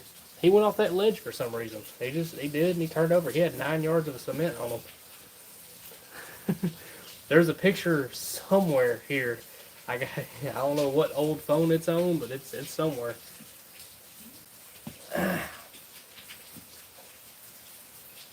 But let me I'll have to tie my shoes up here in a second too. I got my boots on. So we'll carry this. Oh, can I put this cord up?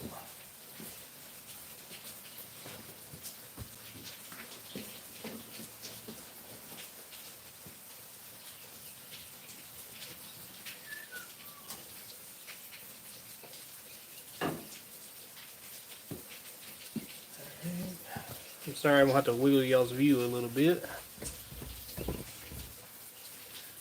Alright. Grab this.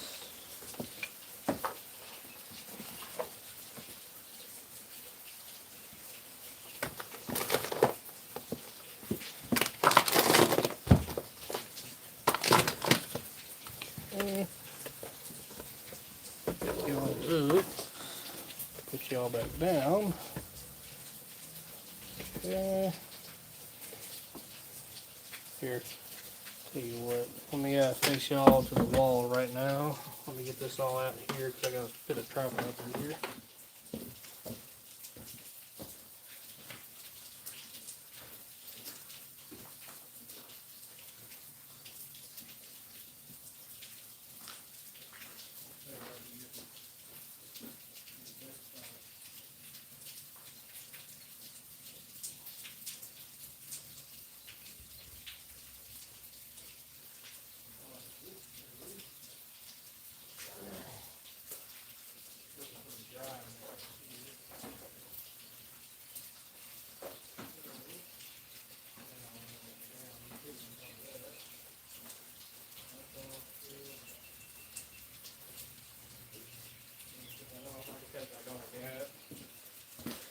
Okay.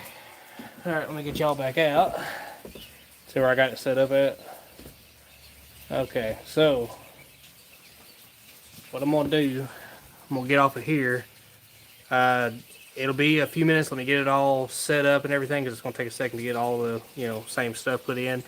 I'll do Hillbilly Hangout as the title, but I'll be going live here again just in like a few minutes. So let me end this one, and then y'all be on a awesome camera right there, and I'll check in on this every now and then and just see how it's going.